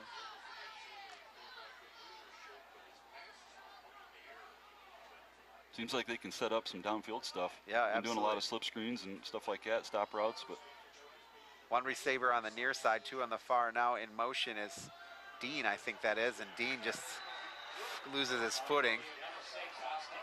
He was going to take it off that sweep off the motion, and just Van Wert again threw there pretty quickly. Parker Conrad for Van Wert took on a block from Royster on that, kind of took him up the field and then threw him away, got inside and made a tackle. That's a good play. So a loss of 1. That'll be 3rd and 11 now. Ball spotted at the 46-yard line. 6:38 and counting. 13-7 Van Wert on the main stop scoreboard. 2 wideouts on each side. Bonnie in the backfield with Nobis in shotgun. Snap back. Nobis gonna get wrapped up and tackled for a loss. 3 guys in that backfield around Zach Nobis. Yeah, I think the shell kind of coverage is causing problems right now for Bryan. Unfortunately, there's nothing to throw deep. When they do that, they just send 4 guys back. The linebackers are kind of sitting in the middle and splitting. I think the middle could be wide open, but it's tough, to kind of adjust everything when they're taking that away. Well, Bryan will have to punt again, and Van Wert does not look like a team that went 0-10 last year. No, up front, they're big. They're tough. They got a motor with some of these kids. Like we said, Bagley, Danilchuk, they're tough. So Smith into punt. Oh, it's a high punt. This is trouble. Smith will now quick kick it as he picks it up, and it's not going to clear the line of scrimmage. I think it got blocked even. They're going to lose yardage on that punt. Wow, a negative yardage punt. That was tough. That snap came way over his head. I don't know if Smith could throw that far, but it might have been better to throw that ball. Yeah, no. He did actually a good job to even get a kickoff, but I think it even got blocked. So that's going to make it first down for Van Wert at the Bryan 31. That's tough. 5.5 minutes. If you kick it out of there and get them back in their own territory, you might be able to stop them from scoring. Now, that time doesn't really matter. You got 31 yards to go, and you can get in the end zone again. So that's a big play. Now, if Bryan goes down 2 scores, that's going to be real trouble before halftime. So Van Wert showing a formation with 1 receiver in the slot, 1 on the far side, 1 on the near side. They've got 2 in the backfield, so again, that pistol look. The down box does not go to 4, so the officials will keep it on the field. We'll try to get it corrected at halftime. So the down marker, is that what he's talking about? Doesn't go to 4? Yeah, on the sideline. So down marker problem. So they're going to keep track of it. Yeah, either have I. So Van Wert will look over to their sideline. Place in the shotgun. Now receiver cheats to the right. He's got plenty of time, but now it breaks down, and Place will take off, and he will get out of bounds. And nice job making something out of nothing for Nate Place. Yeah, Matt Harold came around the right side there, or left side for the defense, and flushed him out of there. He got around the end on the left, though, unfortunately. So that's going to put at the 27-yard line. I'll bring up 2nd down and 6. Keeping contained on the quarterback is a big deal right now. He's getting outside a lot where he's got his option to pass or run, and that's where they scored their last touchdown on a broken play. He got out to Kelly. One wide receiver on the near side, too far. Handoff. Aquavila will get hit. He'll take it up for about 3 more yards. Approaching the 5-minute mark here of the first half.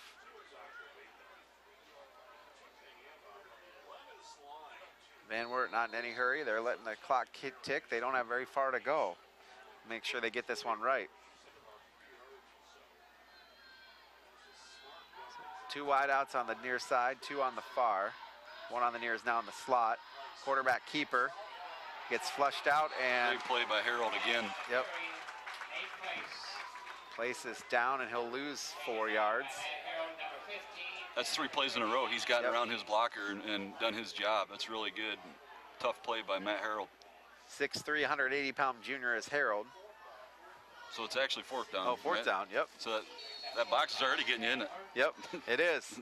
So this brings up 4th and 2. So they're going to go for it. Apparently not a field goal kicker anywhere on the Van Wert team. That'd be a long field goal in high school. It would be. Quarterback keeper, then he'll throw, and it's going to be out of there. I don't know if there was a mismatch on where he thought the receiver was going to be, but yeah, I'm not sure if receiver was confused on that, but Bryan was in his zone on that in the defensive backfield, and looks like receiver stopped, didn't know where to go, threw it over his head. Well, that's good for the Bears as they'll get the ball back with 4:06 remaining in the first half of play. They'll have it at their own 28-yard line. Great job by the defense. That's a huge play with that block punt. They come out and get a stop immediately. Matt Harrell especially was a star on that series, making some plays. Absolutely. So the Bears will have the offensive side again. Zach Nobis will come back out. I think right now the plan is to just drive, keep the ball moving, and drive. Yeah, it'd be good to keep the clock going down, keep it out of their hands, but stay on the offensive here. We're still in the spread offense. So. Yep. Trips near side, nobody on the far side. Now in motion is Andrews. Nobis with the quarterback keeper, goes right up the middle, and he will pick up about 4 yards on the play. That'll bring up 2nd down and 6. Another jet sweep fake, quarterback keep. We've done that a lot tonight. So they're going to say that's a 2nd and 3. Pick up of 3. I thought it was closer to 4, but we'll go with that. Clock rolling, 3:37 remaining first quarter. This is a big drive. Van Wert gets the ball after half, I believe. Yep. So Nobis with it, he'll throw, low throw, and it's caught, and immediately Smith is tackled. Oh, that was Dean that got hit. Their corners are doing a nice job. They're really off the receivers because they're in zone, which is usually what you do. You start off, but they're coming up and making hits. Usually you throw those little stop routes when they're that far off, but they're making a nice kind of adjustment, coming up and making a stop. Kind of flying around out there. Really, yeah. Because that's the right call. I mean, it's the right look. You want to stop route if they're going to be 8-10 yards off the ball or off the receiver like that, but good tackle. We go under 3 minutes to play.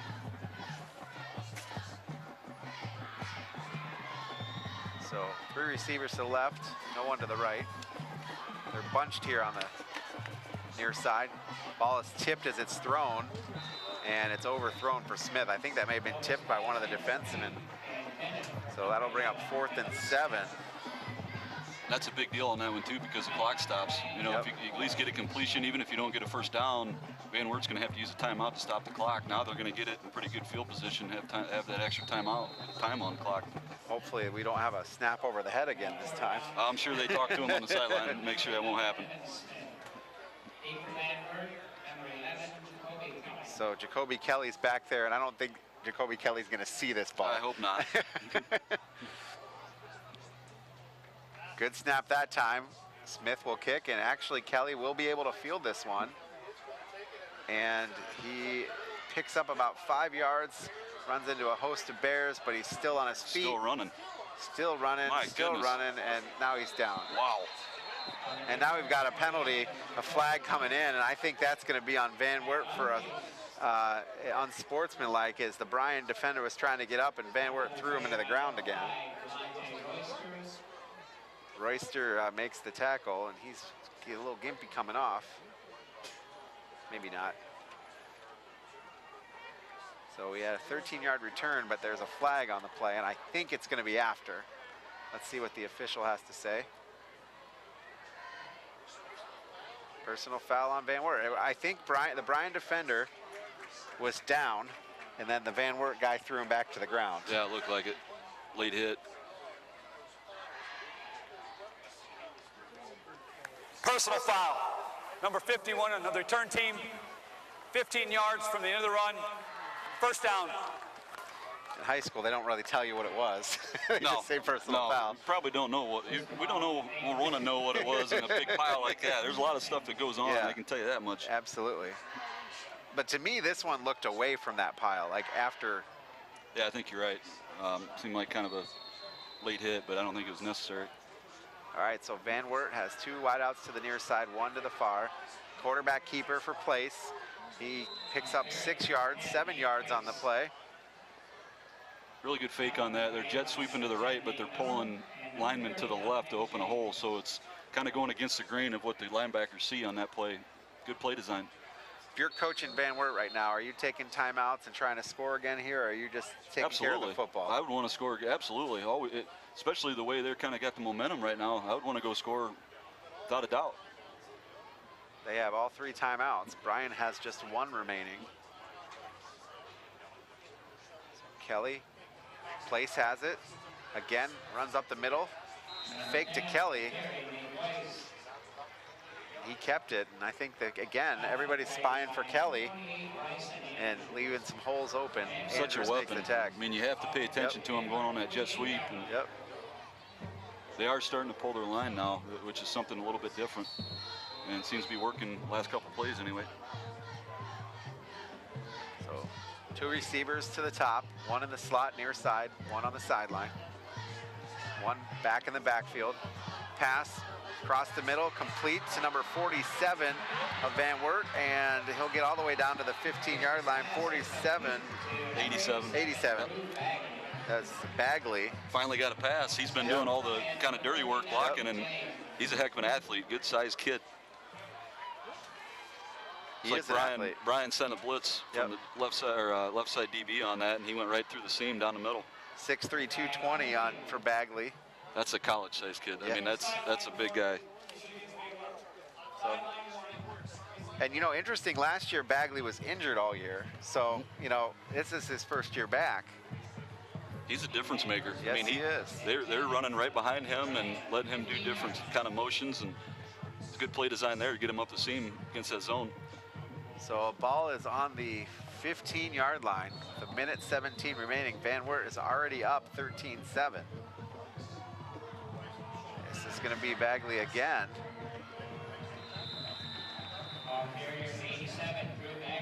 Shovel pass to the tight end, same kid. So that's a pickup of about 6. Miller on the stop. Actually, he picked up 8. We go under a minute to play. So 2 wideouts to the near side, 1 on the far side, 1 back in the backfield. Handoff. This is Aquaviva. He'll get in. So Aquaviva will make the Van Wert touchdown from the 6-yard line. And now the main stop scoreboard shows 19-7. Let's see if Van Wert's gonna kick this one. Yes, they are.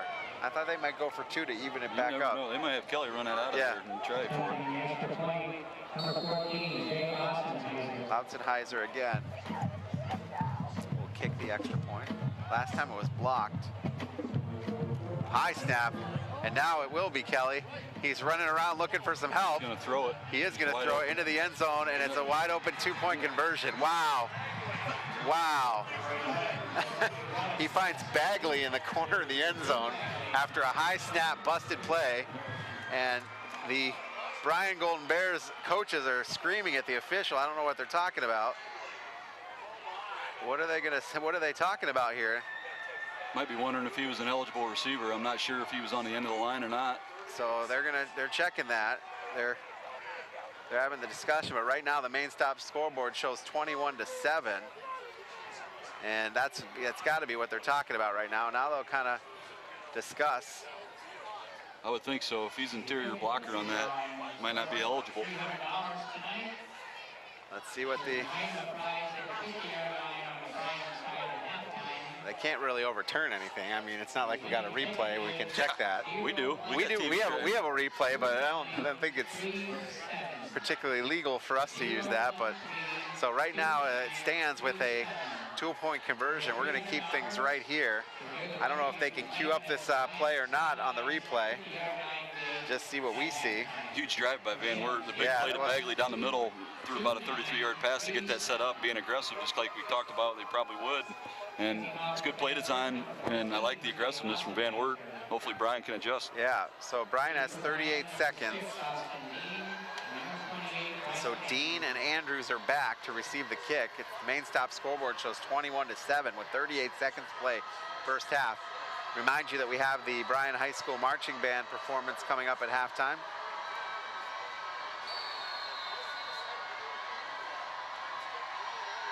And kick is low, picked up by Winsler. Winsler will head to the left side. Gets chased, and he'll get up to the 41-yard line before he's knocked out of bounds.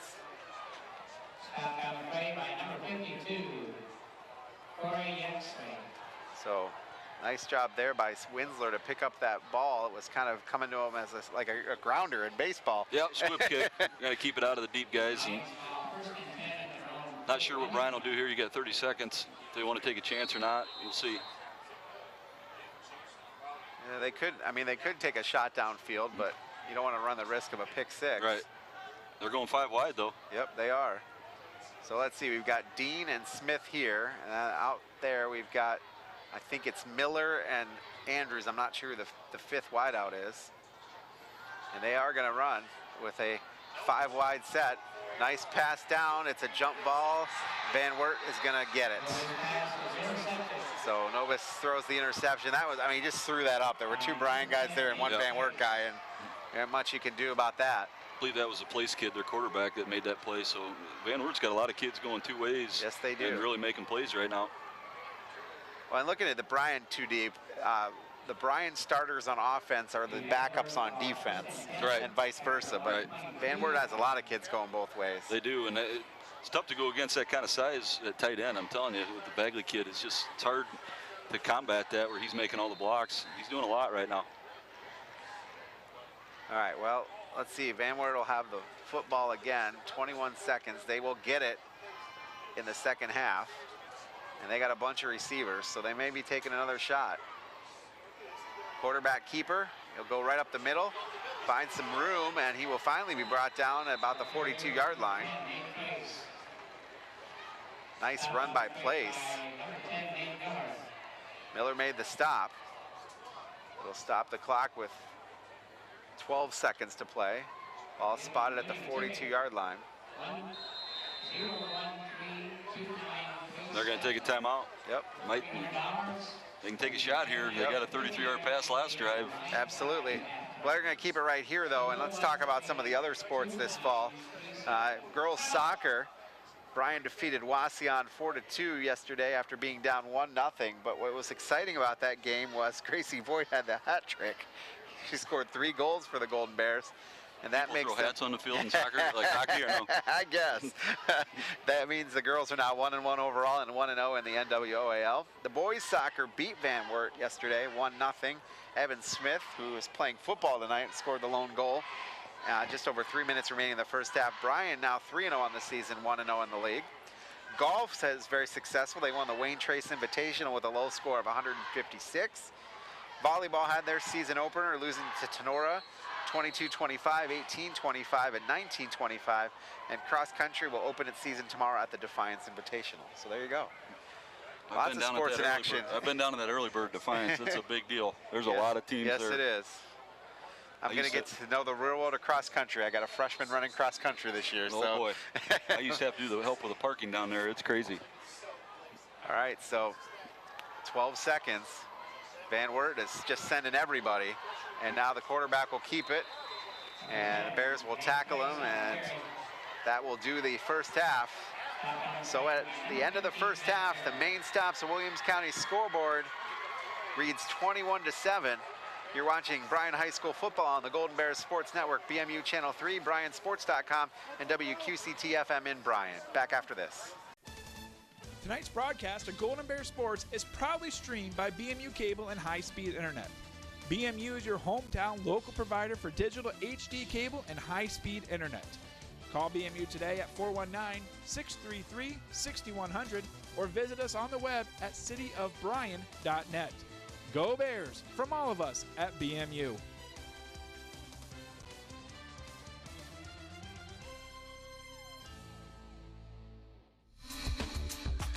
Newcomer Schaefer, Spangler, and Breininger is a great group of experts with a common goal: to serve the legal needs of this area with the greatest degree of integrity and excellence. Along with that, they respect and support the athletes in tonight's game for their determination and teamwork. An attorney's relationship with their client is like the one between a coach and their player, a position of trust. Newcomer Schaefer, Spangler, and Breininger are proud supporters of all the athletes and wish them continued success always.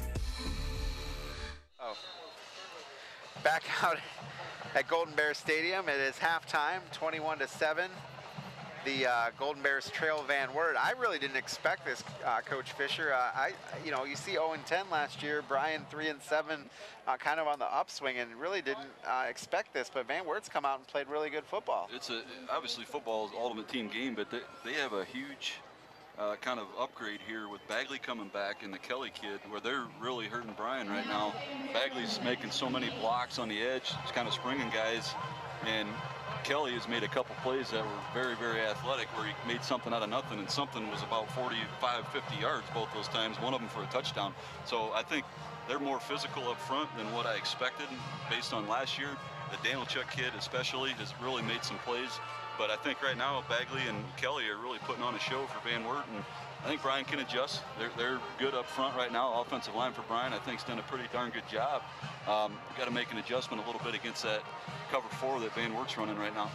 You know, they had Bagley listed on their roster, or their lineup that they gave me as a tight end, or as a wide receiver, but he's really playing more of that tight end position. He's up against that line and really doing a good job of making those blocks as he needs to. And he's really, the formations have been very similar for Van Wert for the most part. He's lining up right behind one of the tackles about every time.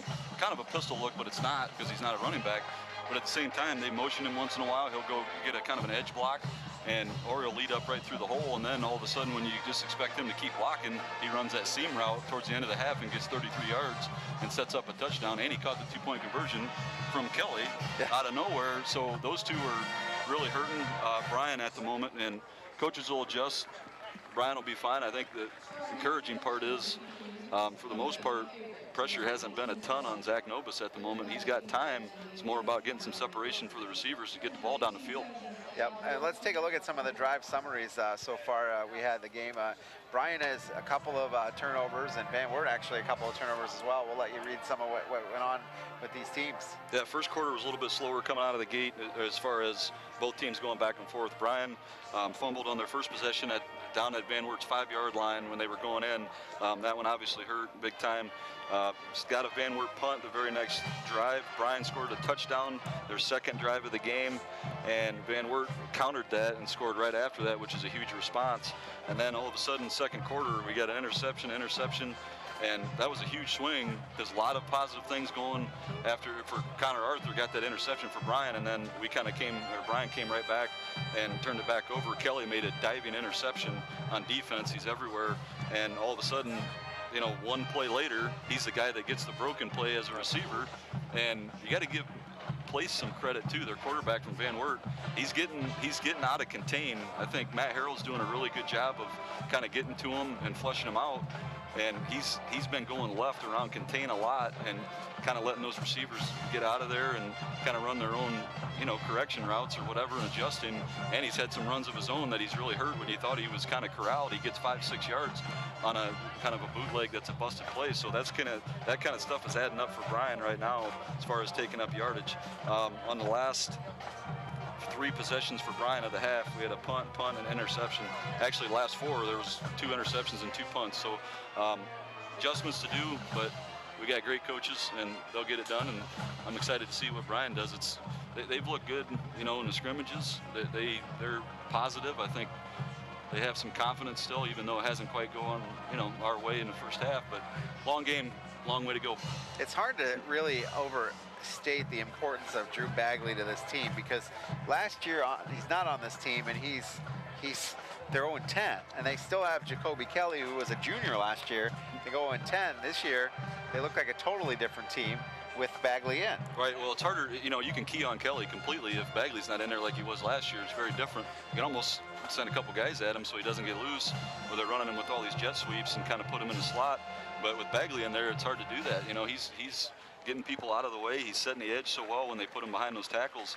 And I've seen him pull their linemen a few times to run inside, but a lot of it is just kind of getting on the edge a little bit with him leading the way. So he's really making his mark on the game, and I would expect them to kind of keep going through the progression, let him block a little bit, and send him out in passes, kind of surprise Bryan a little bit. What do the Golden Bears need to do to try to contain the Van Wert offense? What adjustments? As far as I can tell, like I said, it seems like Place is getting out of contain just a little bit, especially on the left side, offensive left side, right side for Bryan's defense.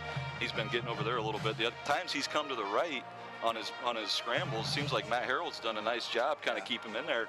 But I think they got to stop him from running left. It's harder to throw, when you're a right-handed quarterback going left like that, but he's actually done a nice job for the most part deciding when I'm going to throw it and when I'm going to run it. Even if it's 4 or 5 yards on the run, it's better than throwing a pick.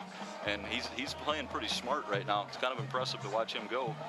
On the other side, what adjustments does Bryan need to make on the offensive side? Biggest difference, I think, Van Wert was man, it looked like, when they got down by the goal line. And since then, they've had 5 DBs or ran to cover 4, where 4 guys come back and they just stay deeper than everybody else. And their linebackers are completely splitting and taking both sides basically underneath. And I think they're trying to throw to the flats like you should. Van Wert's corners are making good plays coming up and making a hit. I think the middle is probably something they'll look at, want to go maybe up the seam a little bit more with those linebackers splitting like that and 4 guys going deep for Van Wert. But we'll see. Last year, one of the adjustments they made in the second half of the season was they brought Devontae Royster back into the backfield to block for Damon Bells. Is that something that you might consider doing to help some protection back there? Yeah, I'm not sure. Bryan's had a lot of the running backs staying in and protect for pass protection. So they got 6 blockers. So I'm not sure. They know what they're doing. I'm not around the kids every day. They'll make great adjustments like they always do, and it might be a consideration. But I really don't think the protection's bad right now. I think it's more of just kind of the separation and Van Wert coming up and making some plays at the line of scrimmage on some of these slip screens and stop routes. All right. Well, we're going to take our break here in the halftime. When we come back, we'll have the Bryan Golden Bear Marching Band. The main stop scoreboard shows Van Wert 21, Bryan 7 at the half here on the Golden Bear Sports Network.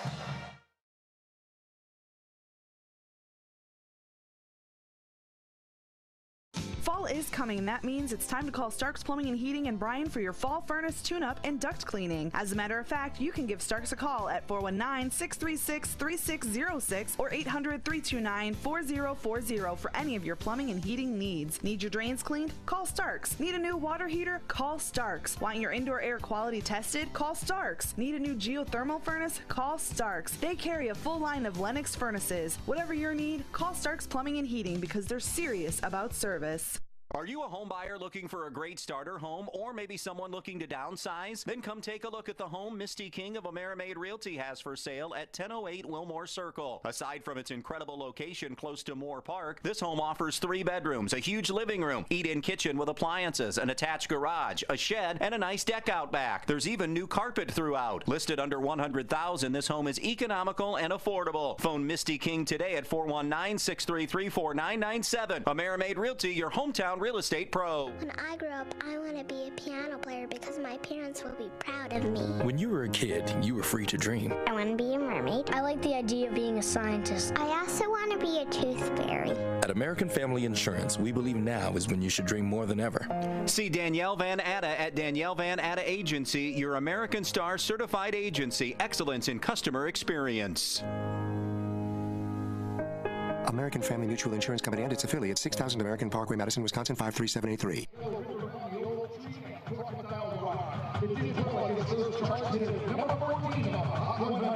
Here is Bryan Marching Band performing the Elder Winter Group's Free Ride.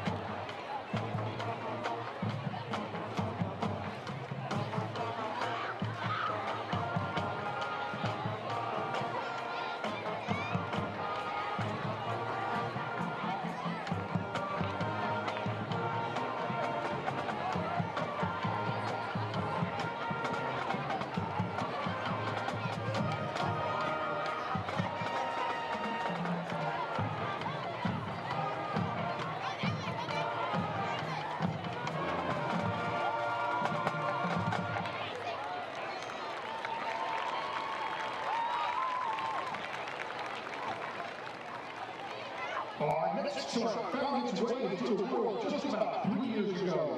It was this artist's debut solo single, receiving 2 Grammy nominations in 2016 for Best Rock Performance and Best Rock Song, and winning a CMA Vocal of the Year award. The artist is the daughter of Rob Schneider of Deuce Bigelow and the Waterboy fame, and was even in one of his movies. From September of 2014, here is Ellie's theme blend of alt rock, blues rock, and southern rock to create a pop rock song about relationships, exes, and goes.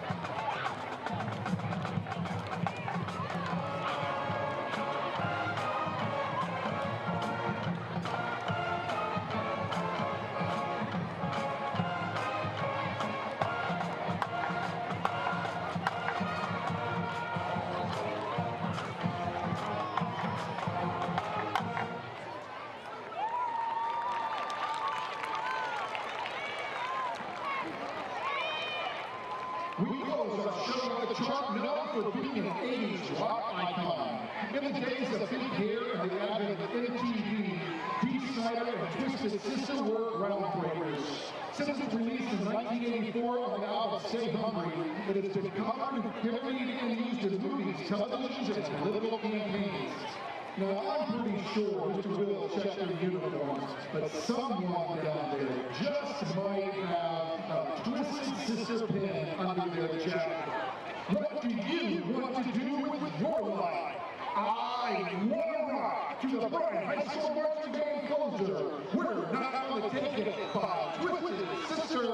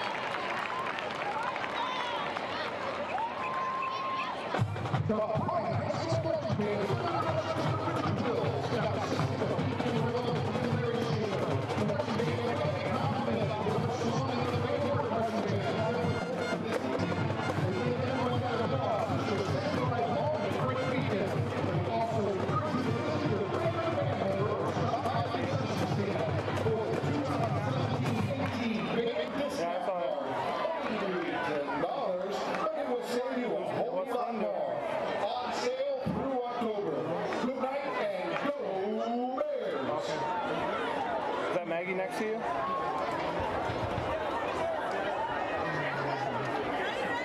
A little more like home. Morning, Jeff. Maybe a little too comfortable. Bryan Ford Lincoln, great deals, great people, great experiences. Looking for career opportunities? They're closer than you think. Northwest State has more than 70 degree and certificate programs, so you can start on the path to a rewarding career or take your existing skills to a whole new level. Your future is knocking. What are you waiting for? Opportunities await at Northwest State Community College. Find out more at northweststate.edu. Andrews O'Neill & Lowe is committed to providing you the best value for your insurance dollar. We are an agency built on integrity, offering personal service and sound advice you can trust.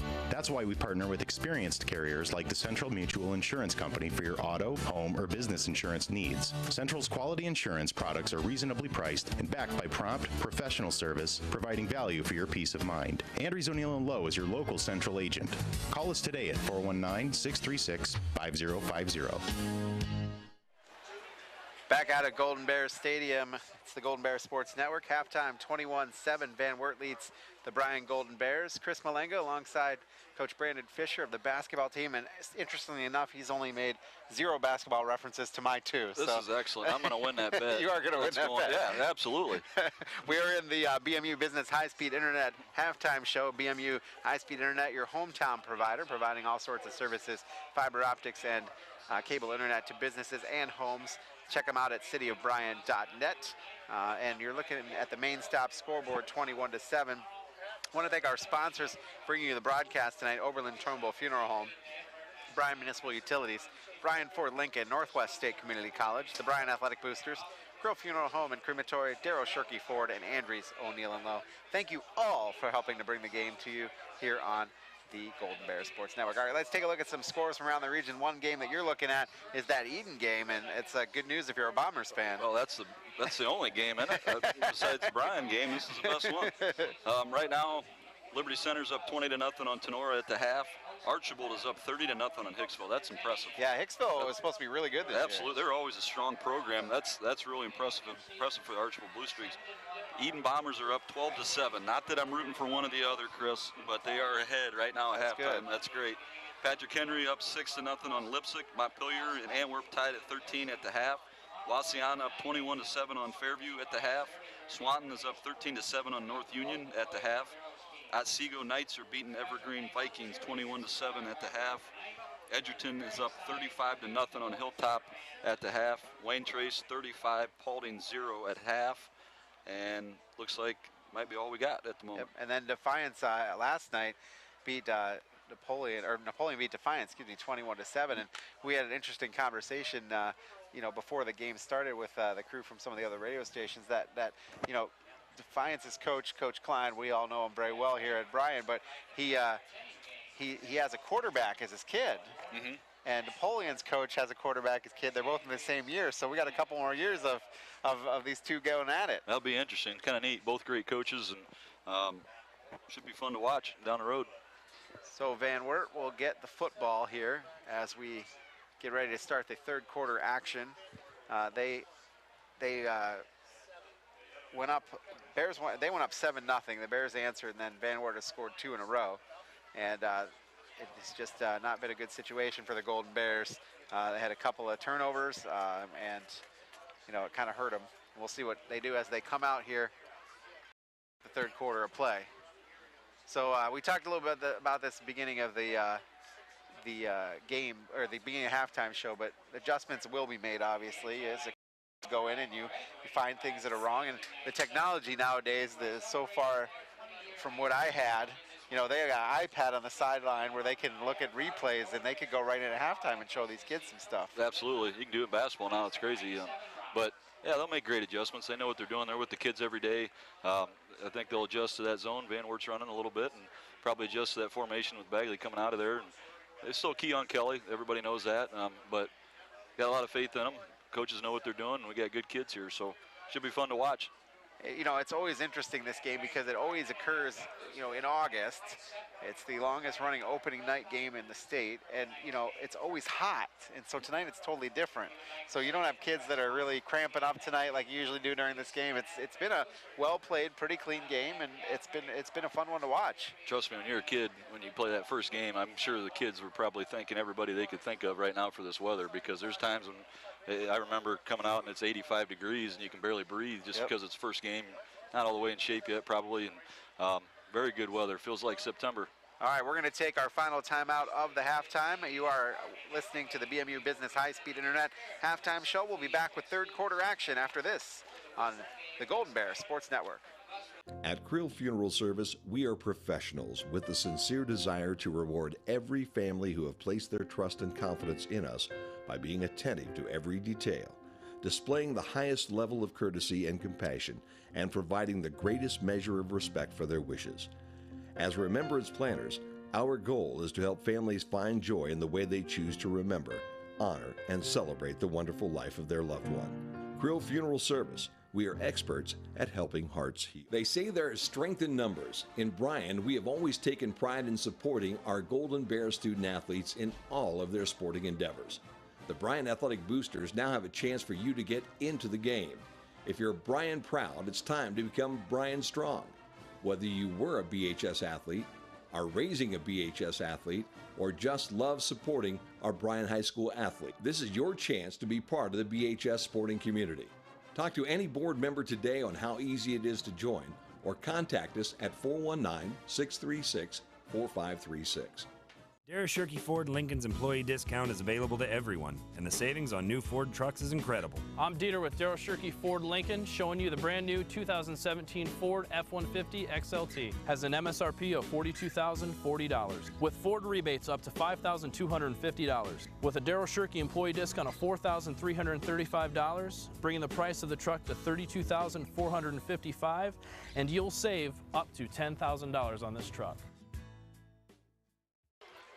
Back out at Bryan here on the Golden Bear Sports Network. Chris Malenga and Brandon Fisher here. If you are just tuning in and didn't hear earlier in the broadcast, we want to send our sympathies out to Jim Funderburg and his family. His mom passed away yesterday, and so Jim is not here during the game tonight. And thank you, Coach Fisher, for pinching in tonight.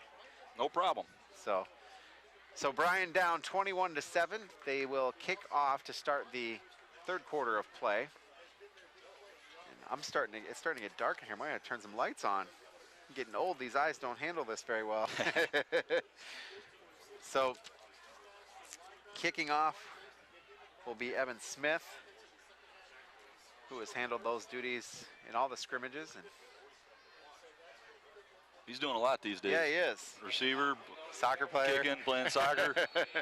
Scored a goal last night. He's gonna be worn out by the time he gets to basketball season. No, I hope not. So here we go. Smith to kick it away. High kick, bounces down to Kelly. He will come up the middle. He'll break some tackles, and he may take this all the way to the house. Smith will try to hit him. We got a flag, I think, that came in. Nope, he's still on his feet. He has gone to the house.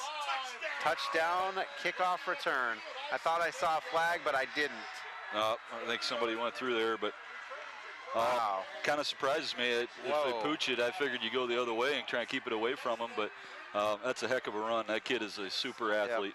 Yep. Evan Smith had the best shot at him, and he just was able to break that tackle. And now all of a sudden it's 27-7 with the point after coming. Wow. Well, that's a momentum killer. Unbelievable. Just his athletic ability is just incredible. He's amazing. Keeps his balance so well. When he gets hit, he doesn't. He keeps the center of gravity. 5'9", 165 pounds. Well, he looks bigger than that. Yes, he does. He looks bigger than 165. Yes, he does. Maybe it's all those pads. You know? My goodness. So Lotzenhauser will try to kick the extra point. That one is up and no good. It was low. I think maybe Bryan even got a handle on that one. So the main stop scoreboard remains 27-7 as Van Wert takes the opening kickoff to the house. Back after this on the Golden Bear Sports Network. You know, gathering with those we love, we get to catch up and we get to reflect on the past. It seems like every time we get together, I always learn something new. Here's the front page of the Columbus Dispatch when he won state baseball tournament, sliding into home plate. Look at that, the front page. And that's a neat picture. That was a great memory. I'll never forget that. At Oberlin Turnbull Funeral Home, we understand that there are special memories that need to be remembered and shared. Back out at Golden Bear Stadium, and the crowd is completely silent now after that kickoff. They kicked it, they tried to pooch kick it, but it went to Jacoby Kelly's side. He picked it up, brought it up the sideline, broke out of 3 or 4 different tackles, and took it all the way to the house. I mean, he was running down the right sideline. And then ended in the left end zone. Evan Smith caught up to him. He got a cutback, went through a couple more guys, and ended up in the left corner. Wow. He is a good athlete. You say he plays point guard for their basketball team. He does, and I'm getting more and more scared by the minute. All right, so now Van Wert will kick it off, and Bryan's going to have to find something here to get a drive going, get some momentum back. Kick comes down to Bryson Andrews. Andrews will go up the left side, make a couple guys miss, and he'll clear the 30-yard line up to the 33-yard line. Andrews kept the feet moving and able to break a couple of tackles and get up to the 33-yard line. So the Bears will have it 1st and 10 there. Game being brought to you by Krill Funeral Home and Crematory and the Bryan Athletic Boosters. Thanks so much for sponsorship. And we will have all of the Bryan games, including next week at Woodward, right here on the Golden Bear Sports Network. Don't forget, 7 o'clock Saturday night, the rebroadcast of this one if you're listening live. All right, so 1st and 10, trips to the near side. One running back in the backfield is Bonnie.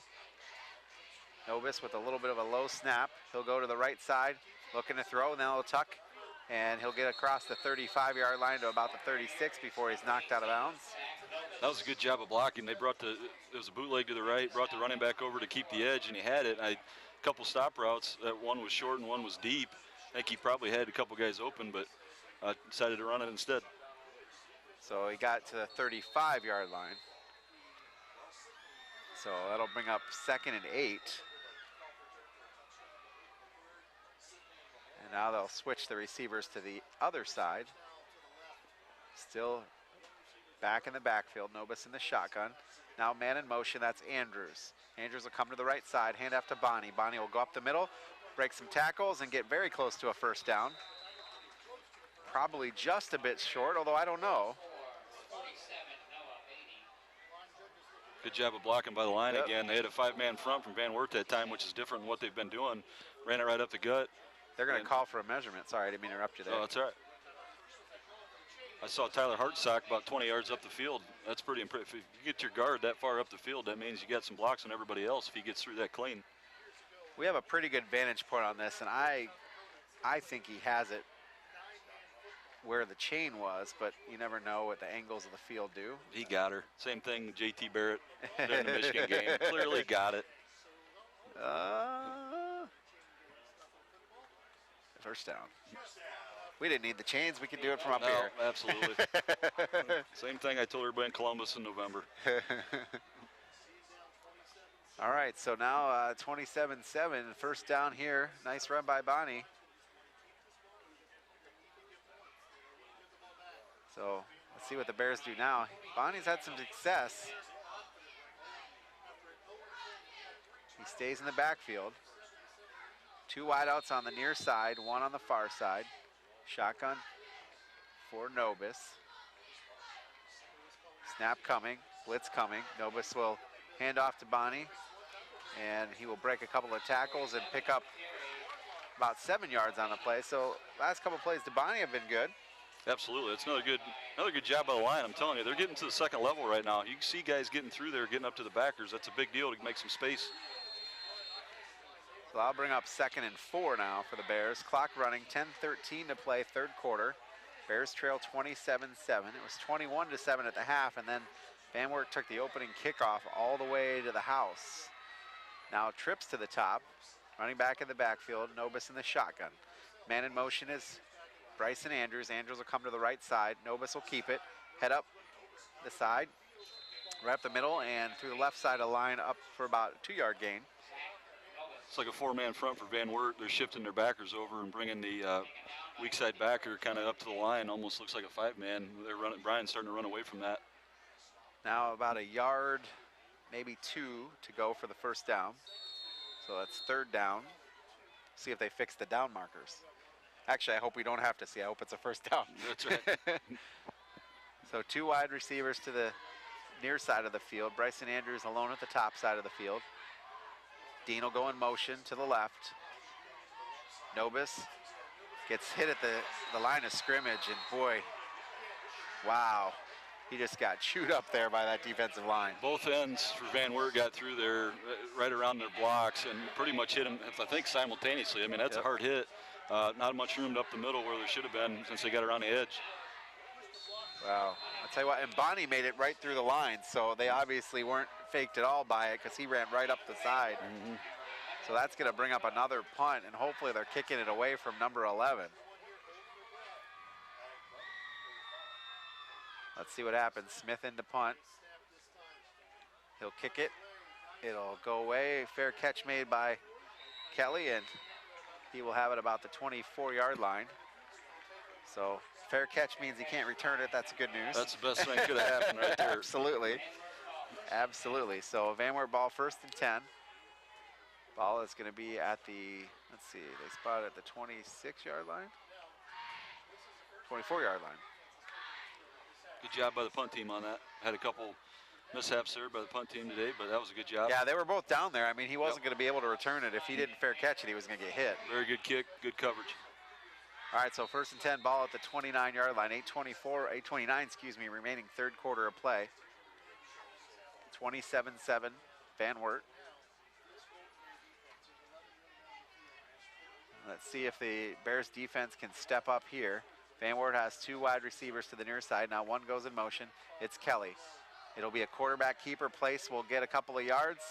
across the 25-yard line up to the 27-yard line. They brought Kelly in motion again, jet sweep across the formation right at Bagley as that tight end, and he kept it. I'm not sure if it's designed for him to keep that or if it's a read, but it looked like if he would have handed that off, he might have had some running room. So not sure if it's a zone read or not, but that play and that motion seems to be working for Van Wert. So a 3-yard pickup on the play. It'll bring up 2nd and 7. Ball spotted at the 26-yard line. Pistol look, 2 wide receivers at the top, 1 in the slot on the near side. Looking to pass. Pass to Aquavila. He'll be close to the first down and actually will fall forward for the first down. And so a nice run there. Actually, that may have gone. Oh, I did go Aquavila. Van Wert went away from the strong side receivers on that side, went towards the field or the boundary side, just did a little midline kind of screen for the wide receiver, and it came up the middle. Good blocking by the guys getting down the field. And he's been a good little both back and receiver for them. We'd talk about him a lot if it wasn't for Kelly and Bagley on there. I mean, he's done a nice job. They faked the hitch route on that too, kind of fooled Bryan's secondary a little bit. He's 5'9", 170 is Aquaviva. 1st and 10. Little misdirection play. Quarterback keeper place will have it. It'll go up the left sideline. He may be taking it to the house. I think it's coming back. And we've got a flag, and so. It looked like a block in the back. Storm Pierce is distraught, so I think that'll come back. We got a flag. I think we're going to get a hold on that defense. That's what the first indication was. So that's a big break for the Golden Bears. I don't know what happened in that play, but. Yeah, and I'm not really sure why he held, because it really was not a big-time block for that play. I mean, it was kind of a way. I think he would have got that if it wasn't, even if they had that block or not, but good break for the Bears. All right, let's see what the play is. So it'll be 10 yards from the spot of the foul. Ooh. Hold. Number 13 of the offense, 10 yards from the spot of the foul, remains first down. So 10 yards from the spot of the foul, plus you take a touchdown off the board. That was costly. It's a huge deal. That play was there, you know, with that block or not, so good break. All right, so that'll be first down in a bunch. 1st and 20. Ball's at the 27-yard line. Van Wert looking at kind of like a pistol look. Now they'll just shift 1 back. 2 wideouts on the near side, 2 on the far side. Quarterback getting some pressure, and it's going to be dropped by Storm Pierce. It was intended for him, and it's kind of, he had to pick that one up off the carpet or close to it. Yeah, he's had a couple bad plays there for him. Just another slip screen. They brought Bagley split out and come out to block that while they faked the kind of screen the other way after the quarterback looked right, came back left, and looked like it was open, just dropped it. I don't know if Dom James was the guy that brought pressure, but somebody came jetting through there very quickly. Yep. So 2nd and 20, 7:01 to play, 3rd quarter.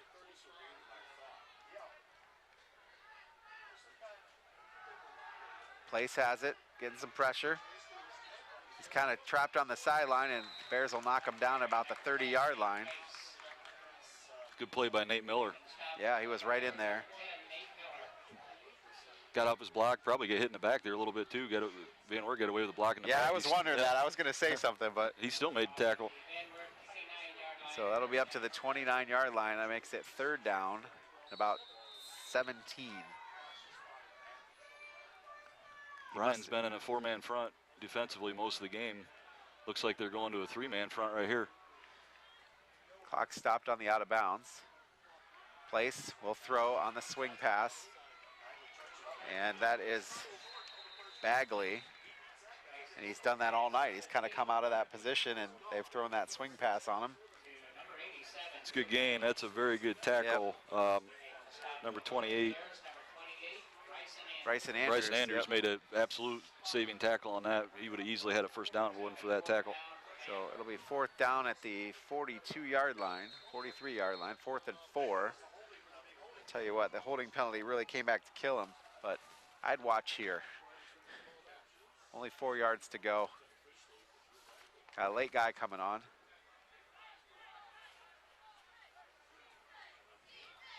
Van Wert's going to have to snap it kind of quick as clock is counting down. Punt is away. Fair catch is made. And I think that was Dean. Nope, wasn't. Yes, it was. Dean makes the fair catch.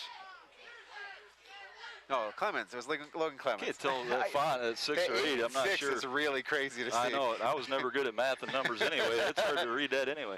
We joke about that with Jim a lot, but it is hard to see some of these numbers. The worst is the delta, the white numbers on light green. That's so hard to read. I know it. So 5:54 to play. It's 27-7. Replay, 4th down. So there's a penalty on Van Wert, so they'll do it back 5 yards. All he said was 5-yard penalty. He didn't say what the penalty Yeah. was. I haven't heard that before. There's a lot of firsts going on tonight. Yeah, absolutely. And I have the whole thing in my headset before I put it on the air, so he did not say what it was. Oh, delay of game they called? Boy, he snapped that with 7 seconds to go, so I don't know how it was a delay of game. Get away from it, folks. And that was a good Bryan bounce right there. And that brings it up to the 38-yard line. That was close to being a good break for Van Wert of their own penalty. It almost hit a Bryan kid, and they could have recovered it. Yep, absolutely. So the Bears will be 1st and 10 from the 39-yard line, 5:48 to play here in the third quarter, and Bears need to get something done. Want to thank our sponsors, including Andrews O'Neill & Lowe and Darryl Shirkey Ford. Thanks for bringing us the game here on the Golden Bear Sports Network. Main stop scoreboard shows 27-7. Eden still leads 12-7 over Ayersville. Getting text for that score now. So am I. It's awesome. Pass is complete to Dean. Dean on the right-hand side. Get dragged out of bounds. Pickup of about 5 yards on the play. Another wide receiver screen out of the trips to the short side. Good throw, good blocking by Evan Smith. I'll bring up 2nd and 4 for the Bears.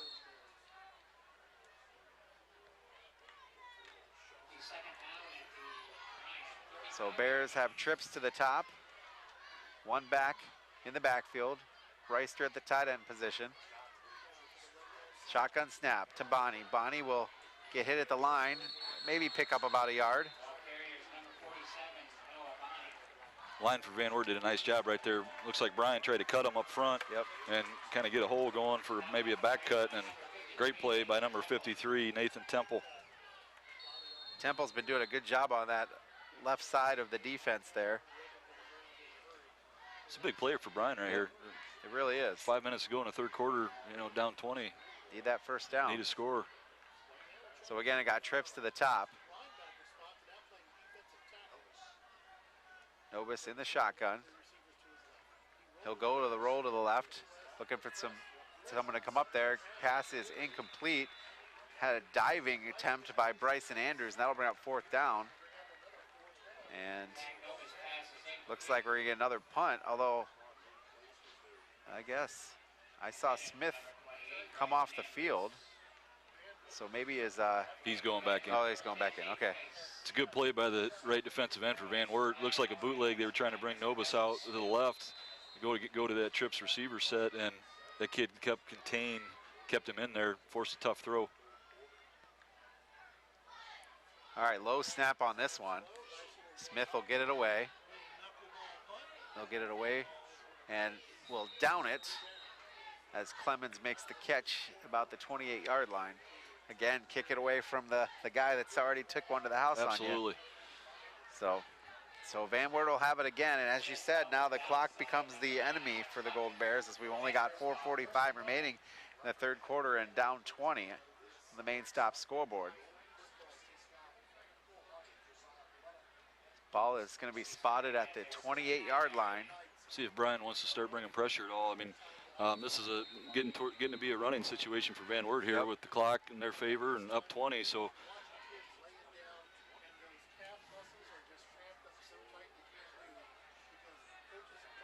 All right, so let's see. Van Wert, 2 wideouts at the top, handoff, and that will be Bagley, I think. No, that was 9, Aquaviva. Bagley led that, though.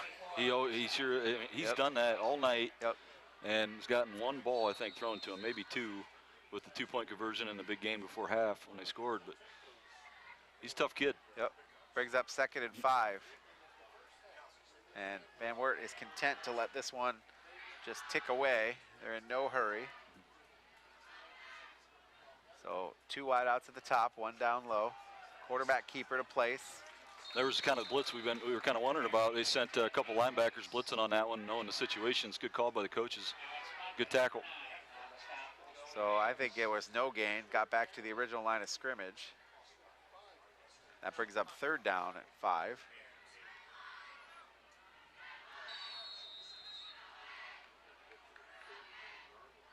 So 2 wideouts to the top of the screen. 2 at the bottom of the screen. Bagley is that wideout that's in the slot. They go to the left side. Complete to Pierce.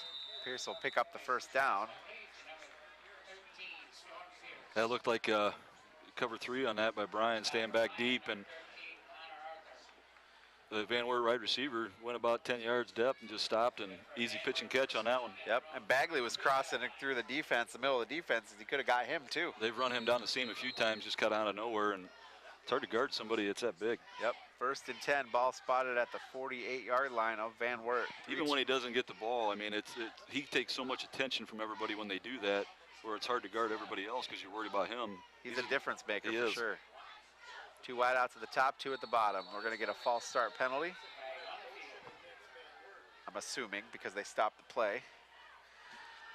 So we'll see what the call is here.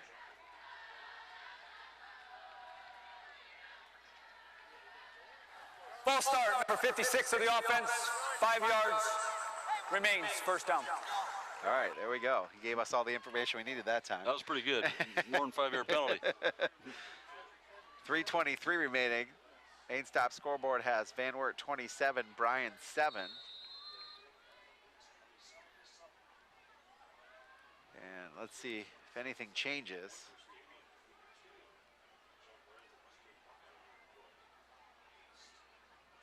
Pistol look. Oh, quarterback keeper. Place will keep it. I'll tell you what, if Aquaviva had that ball, he would have been tackled in the backfield. Yeah, Bryan sending a corner blitz on that too with one of their DBs. So not sure if the corner or not, but they did send a blitz off the edge, and great read by the quarterback pulling that out of there. And now Place is down on the field. Looks like he got twisted up a little bit. Yeah. Kind of just awkward. Trainer's heading out. He's up and he's hobbling. So trainer will head out. Van Wert's trainer will head out. He's standing up, but he's limping just a little bit, so he'll have to come off for at least one play. This is a big deal for Van Wert. I mean, first-team quarterback gets all the reps, in practice and scrimmages and things like that, and backup has to come in. Not sure who their backup is, but it's a big spot. Storm Pierce is listed as a quarterback, as is Jake Hillary. Yep, those are the 2. So we'll see if Pierce comes in. My bet would be on him, but who knows? Yeah, and it's already a big run situation anyway with the lead and the clock, but you really know they're probably going to run a lot now with their certain quarterback out, you would think. He is walking off, but he's walking kind of gingerly. So this is a big spot for the Bears right now. That's how I walk all the time, Chris. I'm getting old. I'm 32. I'm getting old, man. I'm 10 years older than you, so there we go. All right, so let's see. Is it going to be Storm Pierce? I think it is. Yes, it is. No, actually, that was a direct snack to Kelly. What's number 16? No, 16. Hillary. So Hillary's the backup quarterback. Got the 1st down. Did what he was supposed to do. Good fake, good run. Another kind of X action where you put the running back with you in the shotgun, have him go one way, ball fake, quarterback goes the other way. So Hillary will stay in. Trips to the near, or 2 receivers to the near side, 1 to the far side. And Bagley kind of in that tight end, but not tight end position. It's different. It's kind of it's kind of neat, just as far as being creative. Another quarterback keeper. Hillary will go up the middle again. And a pickup of about 4 or 5 on the play. Logan Clement, and now Hillary's down, or somebody's down, 53. Nathan Temple is the defender that's there, the offensive lineman that's down. So trainer getting busy tonight. See if there's any score updates. I don't think they're cramping. It's not too hot Yeah, out. it's not hot. I just think they got twisted. Usually it's a big deal. First game, people cramp up and Yep. get And the pickle juice out. as you said, it was like 80 degrees normally, and right now it's in the 60s. We got an update on that Eden game at all? We got some scores here. Looks like Archibald's still up 30-0. Eden is still up 12-7, as far as I can tell. Liberty Center 30-0 over Tenora. Otsego 21-7 over Evergreen. Montpelier 20-13 over Antwerp. Patrick Henry is down 7-6 to Lipsick. Wow. Wauseon 24-14 over Fairview. Swanton 13-7 over North Union. Edgerton is up big on Hilltop 42-6. Wayne Trace 41, Paulding 0. There you have them. Thank you. And if you're listening along on the stream, you get all those scores on the sidebar of the page at bryansports.com. While you're there, take a look at all the sponsor logos, and please tell them you heard it on BMU. All right, so 2 guys now, back-to-back plays are out. Temple is their left tackle. Defensive tackle as well. He's made some plays, so it's another big loss for them.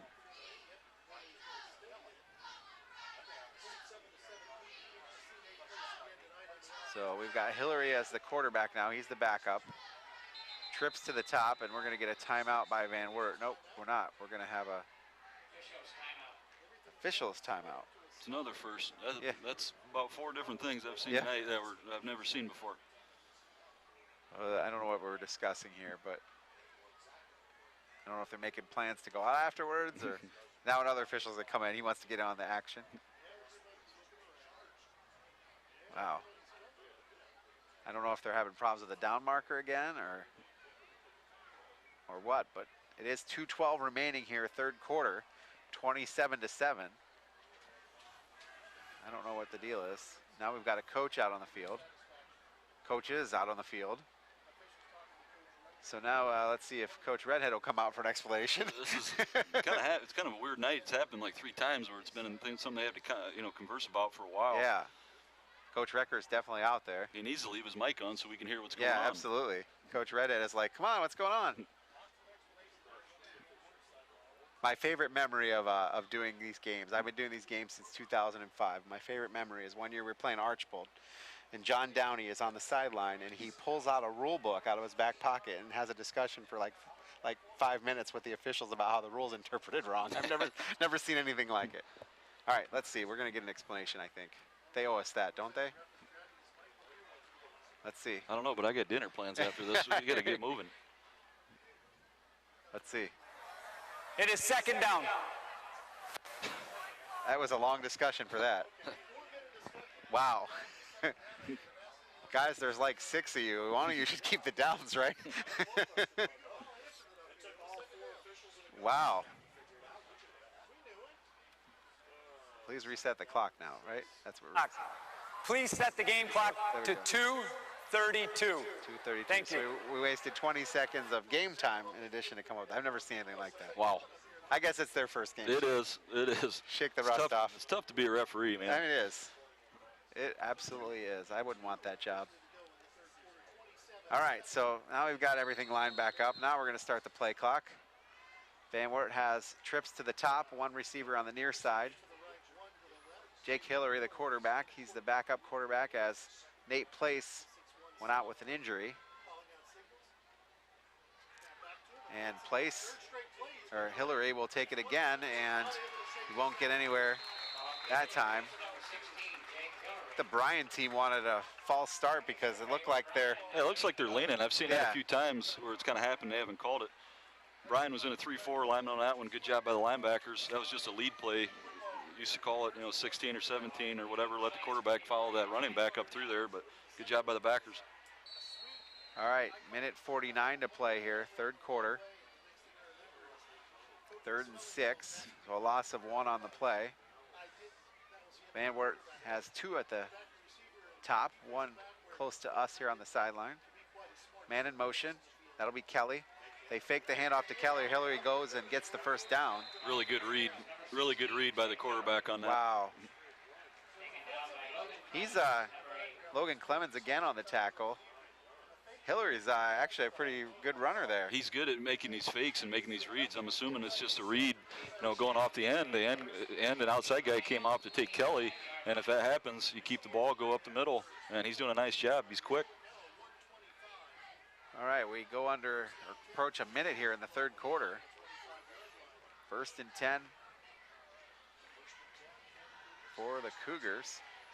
A little bit of a high snap, handoff to Kelly. And he'll get up. I guess it wasn't Kelly, it was Aquaviva.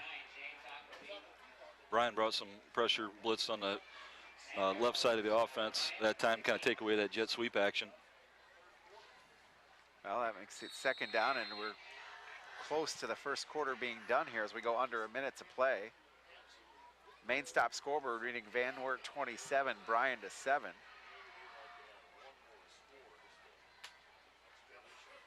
And Van Wert's playing really well tonight.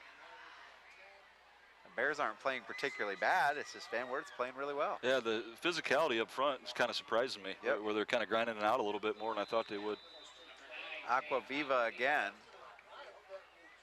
takes it for another 2 yards, 3 yards, 3 yards. So this is gonna do it. I don't think we're gonna take another snap here in the third quarter. So 3 quarters in the books. Your score, Van Wert 27, Bryan 7. We'll be back after this on the Golden Bears Sports Network. Things are starting to settle down here at Bryan Ford Lincoln. After the fire, we had to rearrange everything. We brought in new offices for our staff. We reorganized our inventory to accommodate our new layout. Things are starting to feel a little more like home. Morning, Jeff. Maybe a little too comfortable. Bryan Ford Lincoln, great deals, great people, great experiences. Looking for career opportunities? They're closer than you think. Northwest State has more than 70 degree and certificate programs, so you can start on the path to a rewarding career or take your existing skills to a whole new level. Your future is knocking. What are you waiting for? Opportunities await at Northwest State Community College. Find out more at northweststate.edu. 1 quarter left to play here at Golden Bears Stadium. It's Van Wert 27, Bryan 7. Want to thank our sponsors, Bryan Municipal Utilities and Oberlin Turnbow Funeral Home, among others. You're listening to Bryan High School football on the Golden Bears Sports Network, BMU Channel 3, bryansports.com, and WQCT-FM in Bryan. All right, so Van Wert has it, 3rd and 5, ball at the Bryan 20. And it's been a whole lot of Jake Hillary. He's run the ball about every time. Van Wert's kind of doing what they want to do, just grind out the clock. Yep. Now they might give him an opportunity to pass, and he's actually going to get sacked in the backfield. He just waited too long for that to develop. Really surprised that they went to a pass on that. The running's been working. They're grinding out the clock. Matt Harold made a great play, got through his block again. He's had a good night. He's had some pressure on the quarterback all night. Really surprised by that. Figured they'd keep running it. Well, they can roll another 25 seconds off the clock here, get it around 11 minutes. They still have it 4th down.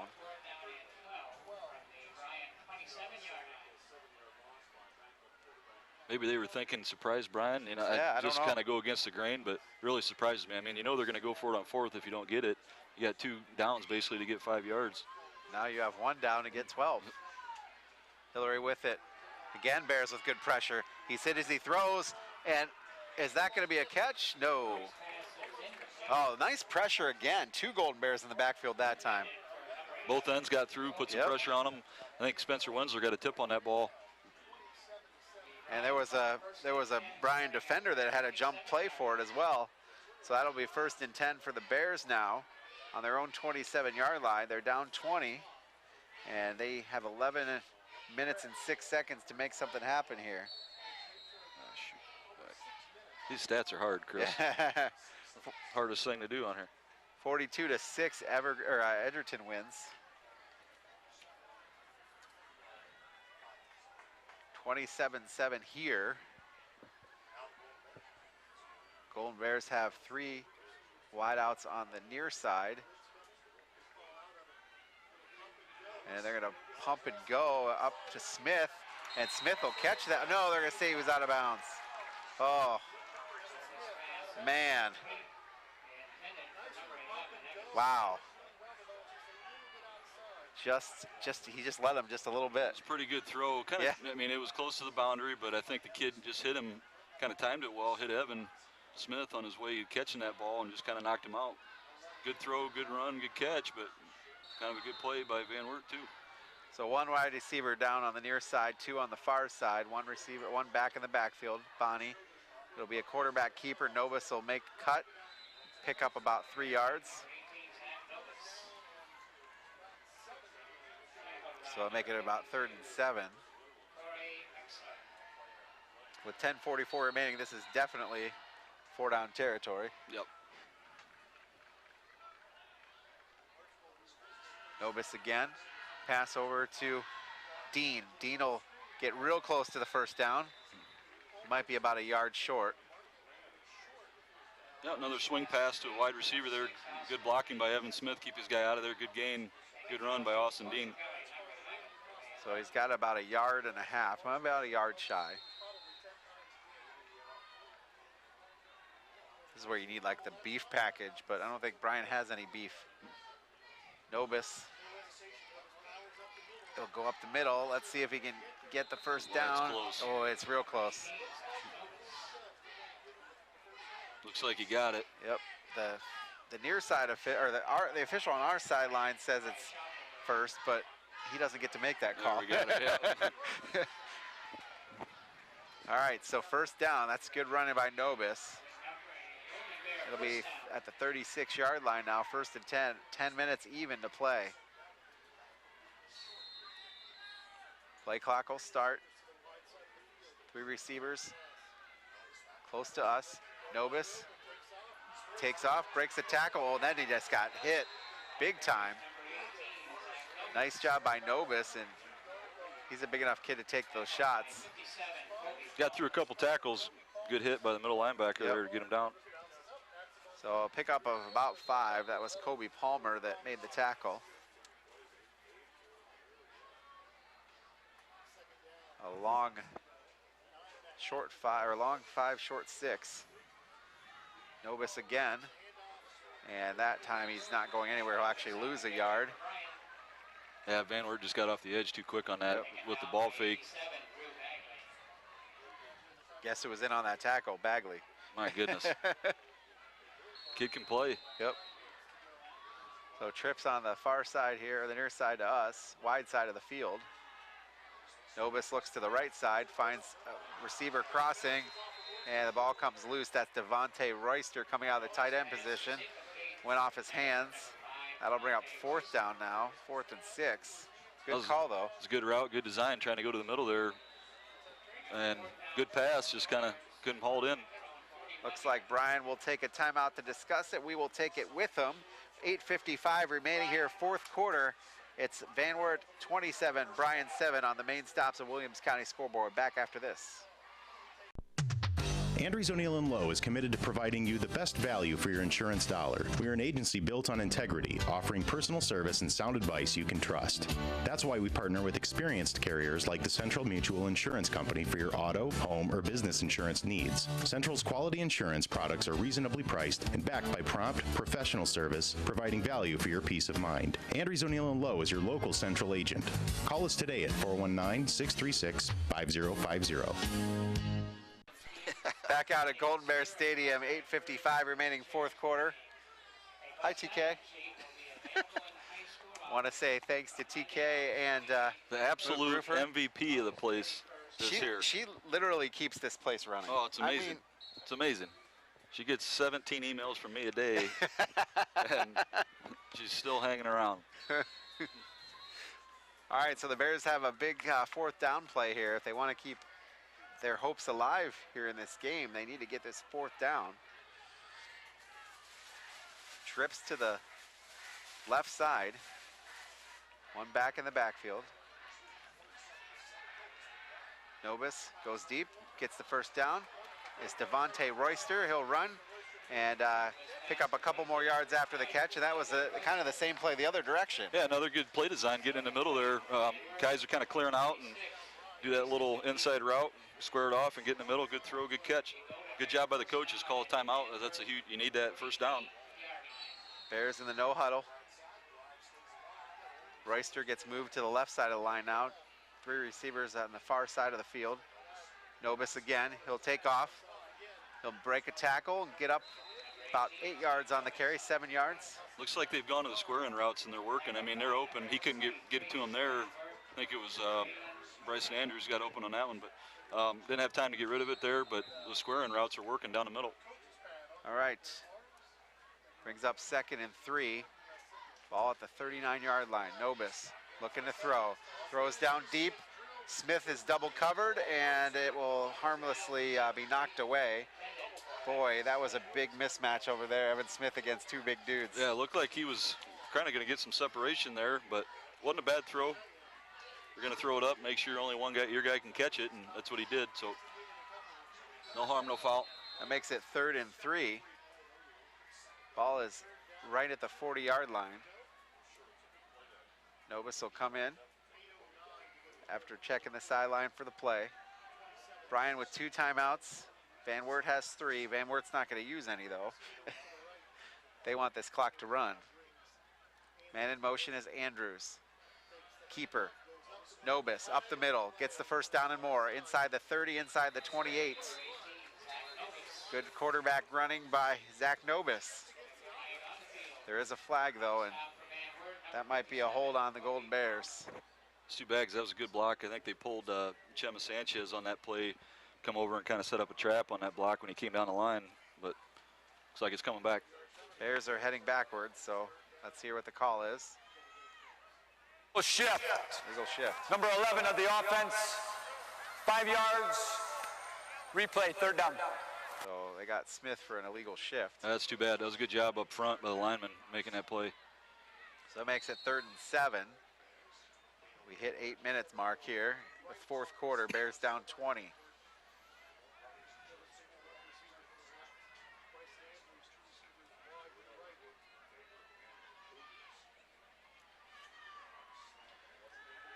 All right, Nobis with the ball. He'll go right side on the sweep, pick up the first down and more. He's still on his feet, runs out of bounds inside the 30-yard line, about the 27-yard line.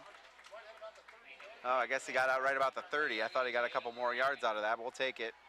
Stops the clock and a first down. It's a good run by Zach.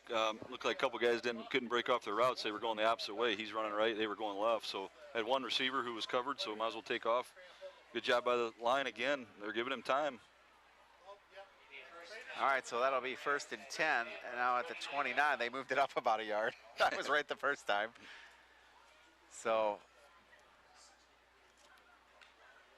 let's see what the Bears have to do here. 2 wideouts to the left side. Now they're going to peel off a 3rd one.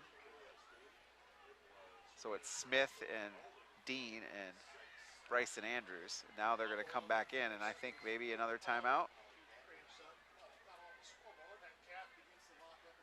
I don't know what's going on, but now they get it straightened. All right, so let's see what Nobis does here. He's got Bonnie in the backfield. He's in the shotgun. Snap, Nobis has some time. Now he's in trouble, and he'll go down. Boy, he had one pump, and then they just came right in there. Yeah, again, he's got time. Van Wert, they lined up with kind of a bluff, had 5 close to the line. They only sent 3. That's a good play by the right end. I don't know, it was Bagley again. They sent 3, Bryan had 5, and he's got through there. He did have some time, though. Loss of 5. Nobis with it. Pressure coming. Make trouble again, he'll go down. It's Bagley again. Yep, this guy is everywhere. He's making so many plays, it's incredible. I mean, you think of Kelly as being their best player, but I'll tell you what, the difference between last year's Van Wert team and this year's Van Wert team, there's no question. Yeah, I mean, Bagley. you'd like to say unsung hero, but he's not. I mean, everybody can see his talent. So it's 3rd and 22 now for the Bears. Nobis again getting some pressure. Now he'll try to run out of it, and He may have lost the football. Nope, he has it. That time, Bryan sent a running back, which is smart, to come over and try and chip Bagley and give him some help over on that left side. He still got through there. Took an inside move. Instead of going outside like he has been, kind of threw it over and went inside, still got in there. All right, so now all the wideouts are on the far side of the field. Be 4th and 22, ball at the 43. Nobis will throw it deep. Looking for Dean. Dean will get knocked away and no flag. Wow, there's a lot of contact down there. Looks like it looks like he was open for a second. Yeah. The safety was actually late getting over there. They're obviously bringing that corner to stay with them. It's kind of a two-man under where you have two safeties taking half of the field and other guys that are man underneath with that corner. He was actually open. Surprised me the safety wasn't watching that, but yeah, a little bit underthrown, and both of them got a hand on it. Yep. So that's going to be a turnover on downs for the Bears. 6:03 remaining fourth quarter. And now if you're Van Wert, you just want to grind this sucker out. One wide out on the top side, two on the near side. Looks like Place is back. Yes, it does. No, that's not. It is Hillary still. Nope. Hopefully he's all right. And did they called a timeout? Is that what happened? Yes, a timeout. Why would Van Wert call a timeout on a switch up like that? That seems like odd. Well, clock's already stopped because of the change of possession. So, you know, if you want to get things straight, now's the time to do it when the clock's not running. Gotcha. I'd understand that, get everybody straight, especially with a backup quarterback in there. I think they lost a lineman too, right? Yeah, they did. They lost 53 Nathan Temple, who plays both lines. So it's tough, you know, for coaches when you have your lineup set, and then all of a sudden after weeks of having that, guys are hurt and you got to figure it out. So it's tough for kids, tough for coaches. I get it. I want to thank our sponsors bringing you the broadcast tonight: the Bryan Athletic Boosters, Krill Funeral Home and Crematory, Bryan Ford Lincoln, and Northwest State Community College, among others. Thanks so much for your support of the Golden Bear Sports Network on BMU TV. All right, the main stop scoreboard shows 27-7. Van Wert will start with 6:03 remaining here, and then we've got a move, and they're going to go back 5. So Van Wert now with 2 timeouts, as is Bryan, 2 timeouts. Let's see what the official. Dead ball. False start. Number 55 of the offense. 5 yards. Remains. First down. So false start makes it 1st and 15. So 6:03 remaining here in the fourth quarter of play. Again, it looked like they move early. Running play up the middle, no good. They're definitely leaning. Bryan's bringing pressure, They are. obviously, to try and stop the run, which everybody knows is coming. Yep, and I didn't get a number on that one. Oh, that was Aquavila again. He's getting about all of them right now. Yeah. Well, I saw 52 come up, and I'm like, he's a lineman, so it can't be him. All I can think of is Bevilacqua from Seinfeld, the gym teacher. But this kid can play. He's tough. Yes, he's gotten he a lot of tough yards tonight. 5'9", 170-pound senior. And we're going to see a lot of just them running. In motion is the one wideout. That is number 20, Schaffelberger. Quarterback keeper. And I got a penalty marker again.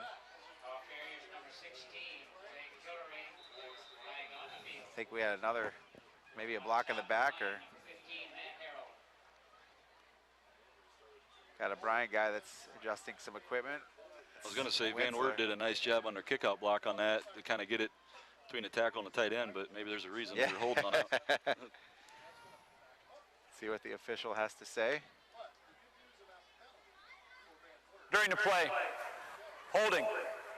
56 of the offense, 10 yards from the spot of the foul. Remains. Second down. All right, there you got it. So 10-yard penalty. Now it makes it 2nd and a bunch. Does it really matter, though? It's 2nd and 25. And I don't see many of their starting guys in their Yeah, I mean, even 2nd 25 or whatever, I can't imagine they're passing. Yeah. I see 45, Tanner Barnhart's in there as a wideout.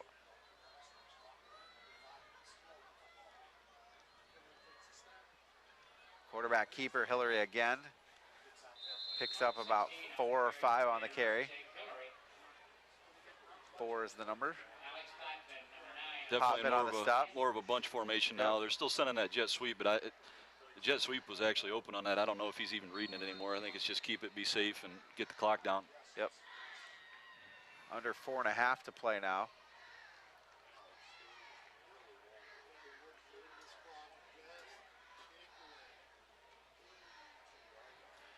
Second half has not been very much offense, really. No, and it started off with a bang. You got a kickoff return for a touchdown for Van Wert. Since then, nobody scored. Had 3 punts and 3 turnover on downs. Up the middle. Aquavila. And Bears will use a timeout, it looks like. So that will leave them with 1 timeout.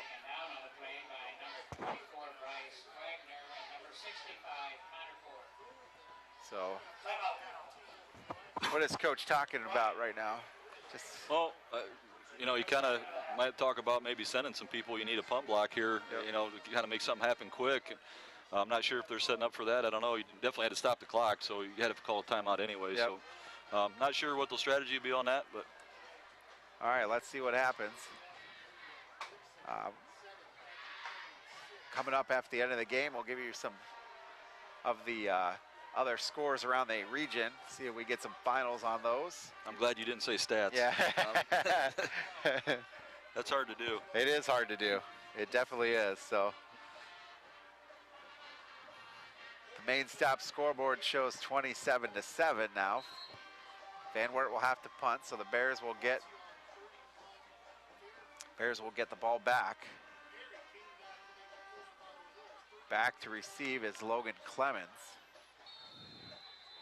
And let's see if they bring the house here. Yep, they do. Almost got a hand on it. He might have. He might have got a hand on it. And that's an ugly punt. Doesn't even go past the first down marker, so the Bears will have it at their Van Wert 49.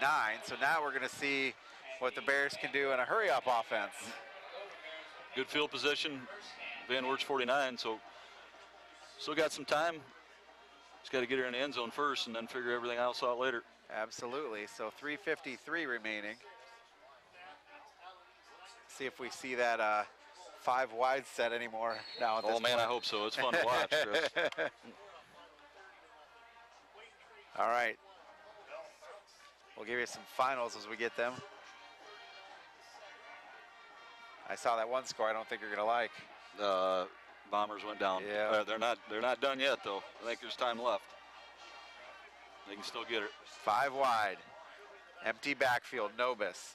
He'll head to the left-hand side. He'll just turn on the jets, break a couple of tackles, and he will pick up 6 on the carry. And the Bears will have to hurry up and get back to the line. That was kind of an all-go route for everybody. Sent the slot guy into the seam a little bit, but couldn't find him. All right, here we go.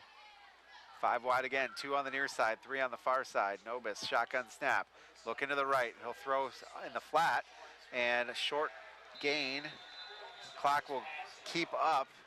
Yeah, he's got to go down the field a little bit now. He does. He was wide open. Van Wert did the right thing. They're taking away the deep, but Bryson Andrews with the carry, but it's still 3rd and 1, and the clock's going to reach under 3 minutes to play.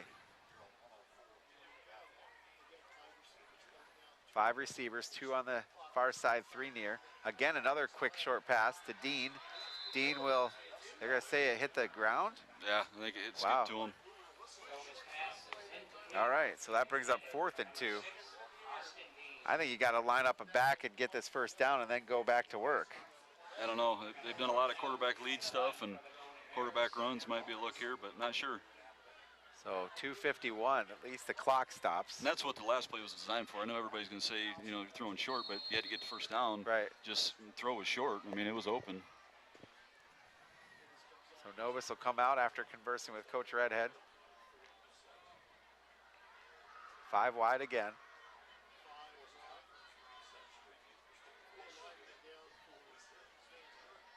So Novus in the shotgun, nobody in the backfield.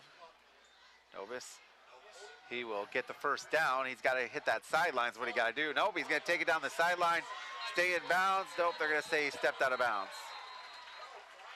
Wow, and a flag. Wonder what the flag's all about. Well, there's a Van Wert player down over there, so not sure what happened, but. So he must have stepped out back there, but I don't know what the flag's all about. Yeah, well, I see the Van Wert kid down. Hopefully it's not a late hit on Bryan or anything. It's a good quarterback draw. Yep. Kind of what you wanted, and get the first down. Really good Get run, the first good blocking. down and then get a couple more. It's good blocking downfield. Let's see, the referees are talking. Let's see what we got. Might just be a cramp over there too. Looks like. Yeah. Multiple conversations. I don't know what the deal is. There's been a lot of that tonight. Yes, there has. But I guess it's their first game too. I wouldn't want to be a ref. Yeah, I know. It's tough to do that. And there is no foul on the play. That's what I thought. I really did think that was going to happen. It looked pretty clean on that side. I saw the kid down, but I think he's just cramping up. Yeah. He stepped out of bounds on at the 20-yard line. The 19, actually. What do you have to say there? I think he just left his mic on. All right, so 2:40 to play. Bears trying to make it interesting. 3 wideouts again. Nobis right up the middle. Pass is tipped by a Van Wert player. I think he just missed the guy he wanted. I don't know if that's a determination he had before, but they're running 3 slants on that trip side coming through the middle, and I think the intermediary guy was open on that, but it's tough to see that when you run that. All right, well, 2:35 now, 2nd and 10. Really, only 2 things matter, the end zone and the clock. The down doesn't matter. Right. Trips to the near side. Van Wert's still rushing 3. 2 on the far side. Shotgun snap to Nobis. Nobis will throw into the end zone, and he overthrows him. Oh, man. That one he could have picked, he could have put that down and taken it forward. He had a good running lane, but pass was also a good idea. Logan Clemens was the intended receiver. Yeah, he did, and it's tough. You know, when you get close down to the end zone like that, and Van Wert's dropping 8 and rushing 3, there's not a whole lot of spaces to throw the ball. Right. They do that on purpose.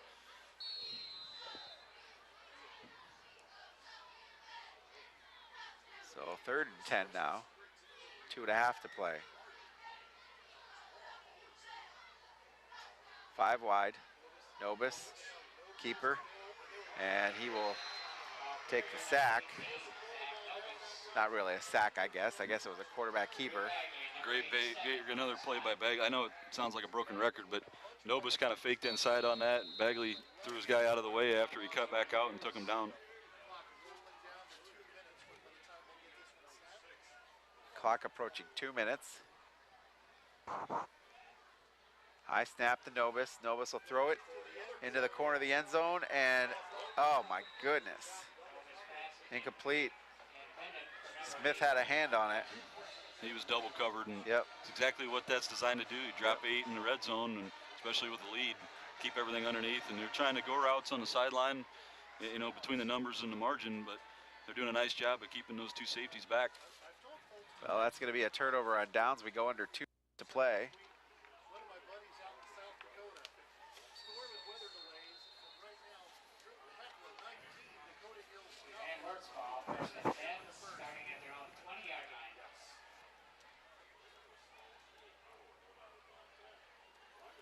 So it'll be Van Wert ball. I'm sure we'll see some of the younger guys. Yeah, we will. We'll have to look at the roster for some numbers here. Just gonna pull this right off the wall here. And a keeper up the middle. That's a name we've been calling a lot. That's James Aquaviva. I'm really surprised he's still in there. They've already had a few injuries. Yep. I mean, is he their starting running back? He is. So he's had a good game. I can't believe he's still in there. Yep. And Kelly's still in. They only have one person. No, I guess they got a couple more. They've got Thurston Miller's also listed as a running back. 12. I believe that's Kelly out there. I'm not sure why, with a minute and a half up 20, Yeah, you would keep him in really there. don't know either. Don't want to risk injury. No. Aquavilla. He break a tackle. Boy, oh boy, that's why you keep him in. Wow, all the way down to the 25-yard line. Aquaviva again, down to the 24. Bears did not contain. What a great play, though, by Matt Harrell. Yeah. I mean, you're down 20 with a minute 20, and he makes a run. He could have easily watched him go. Yep. He made an absolute hustle play, 40 yards down the field as a defensive end and caught him in tackle. That's awesome to see. Yep. Great job by that kid. 6'3", 180-pound junior defensive end. So that'll take the clock down toward the 1 minute mark. And it's clear, you know, Bryan has a lot of their young guys in, and I guess it's confusing to me why you'd keep your starters in if you're Van Wert right now. Yep. Hillary, your quarterback with the keeper, get down inside the 10-yard line. So that'll be another first down as we clock at 54 seconds. Next week, we go on the road to Toledo Woodward. Going to be an interesting game against the Polar Bears. Yeah, I don't think they played them ever, have they? Last year they played them on, Did they really? the switch. I think we beat them, and I can't remember. I didn't Maybe remember not. that Maybe one. not. I remember Tiffin Columbian. That's right. Tiffin Columbian's who I'm thinking of. Lipsick beat Patrick Henry 7-6. Yep. Oh. And they've PH been kind of well documented, a little bit different on their numbers this year. Yeah. Down a little bit.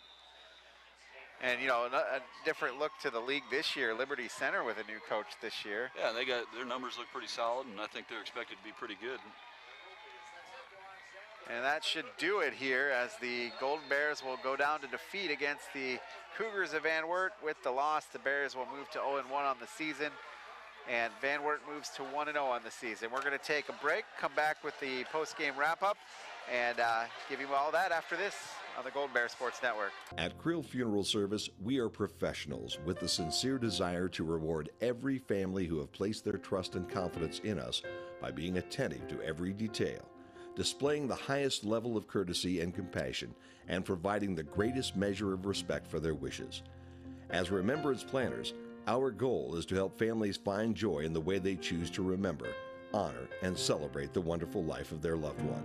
Creel Funeral Service, we are experts at helping hearts heal. They say there is strength in numbers. In Bryan, we have always taken pride in supporting our Golden Bear student athletes in all of their sporting endeavors. The Bryan Athletic Boosters now have a chance for you to get into the game. If you're Bryan proud, it's time to become Bryan strong.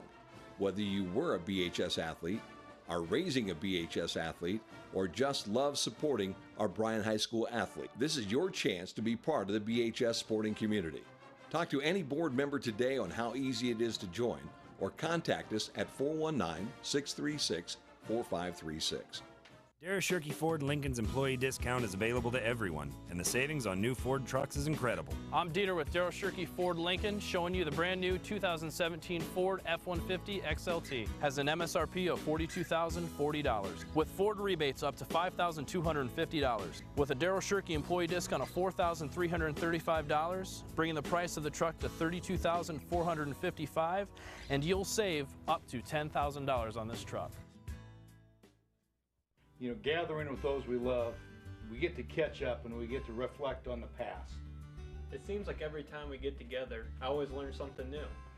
Here's the front page of the Columbus Dispatch when he won state baseball tournament, sliding into home plate. Look at that, the front page. And that's a neat picture. That was a great memory. I'll never forget that. At Oberlin Turnbull Funeral Home, we understand that there are special memories that need to be remembered and shared. Tonight's broadcast of Golden Bear Sports is proudly streamed by BMU Cable and High-Speed Internet. BMU is your hometown local provider for digital HD cable and high-speed internet. Call BMU today at 419-633-6100 or visit us on the web at cityofbryan.net. Go Bears from all of us at BMU.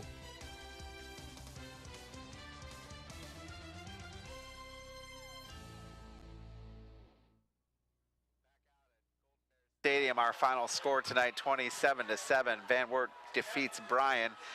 You know, interesting stat. aren't a lot of them, but the Cougars did not score an offensive touchdown in the second half. No, they didn't, and it was a huge kind of momentum changer. I mean, you go down 14 and you go into halftime, go in there and regroup and have some energy and come back out, and then all of a sudden, the first kickoff he takes back for a touchdown. That's just kind of hurts your spirit, hurts all that you build up at halftime. So after that, it was pretty much what Van Wert would want. A lot of punts, a lot of turnovers on down for both teams, but that really hurts coming out of there. Absolutely. And, the Bears didn't play particularly poorly. I mean, I think Coach is going to look at the film and find things he wants to correct, but I don't think they played particularly poorly. I just think that Van Wert had a couple of kids that really were difference makers. Yeah, I mean, the Kelly kid and Bagley kid really played well tonight. They played hard. We knew they were going to be good coming in. I had not seen Bagley play before, and he was, better than advertised. He was very good in blocking and catching passes and coming off the edge rush too on defense. So Kelly was as athletic as we thought, made some plays, had a couple touchdowns, and I just think as far as offensive line, I thought they did fine. I'm not the guru on offensive line play, but I thought they did okay, and protection was all right. I think containing the quarterback defensively for Bryan was a little bit of a problem at times, where he got out and it wasn't always a big run that Place had, but it was a lot of little chunk runs where it was 5 to 6, 7 yards at times, and that kind of eats away at you. So I think contain's something they're going to talk about.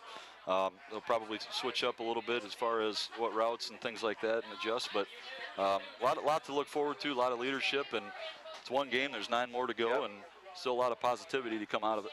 Absolutely. Want to thank our broadcast crew, our director, Eric Herman, production assistants, Chris Bryce, Aaron Gilbert, our cameras, Char Miller and Samantha Clark. Commentator Chris Malanga, that's me, and Brandon Fisher, thank you so much for filling in tonight. Thanks for having me. Yep, our athletic department, Mook Roofer and Teresa Kuzma, and also our art department, Matt Neff and Stephanie Grube. They helped us out with the team photos. You can order your DVD of this or any other event by calling 419-633-6137. Visit us on the web at cityofbryan.com and bryansports.com. This has been a production of BMU Video. This broadcast is copyrighted by BMU and the Board of Public Affairs for the private use of our audience. Any duplication or other use of this broadcast, including descriptions or accounts of the game without BMU's consent, is prohibited. Final score one time from Bryan. It's 27 for Van Wert, 7 for Bryan. We'll talk to you next week at Toledo Woodward. Pregame at 6:30, kickoff at 7 o'clock right here on the Golden Bears Sports Network. Have a good night, everybody.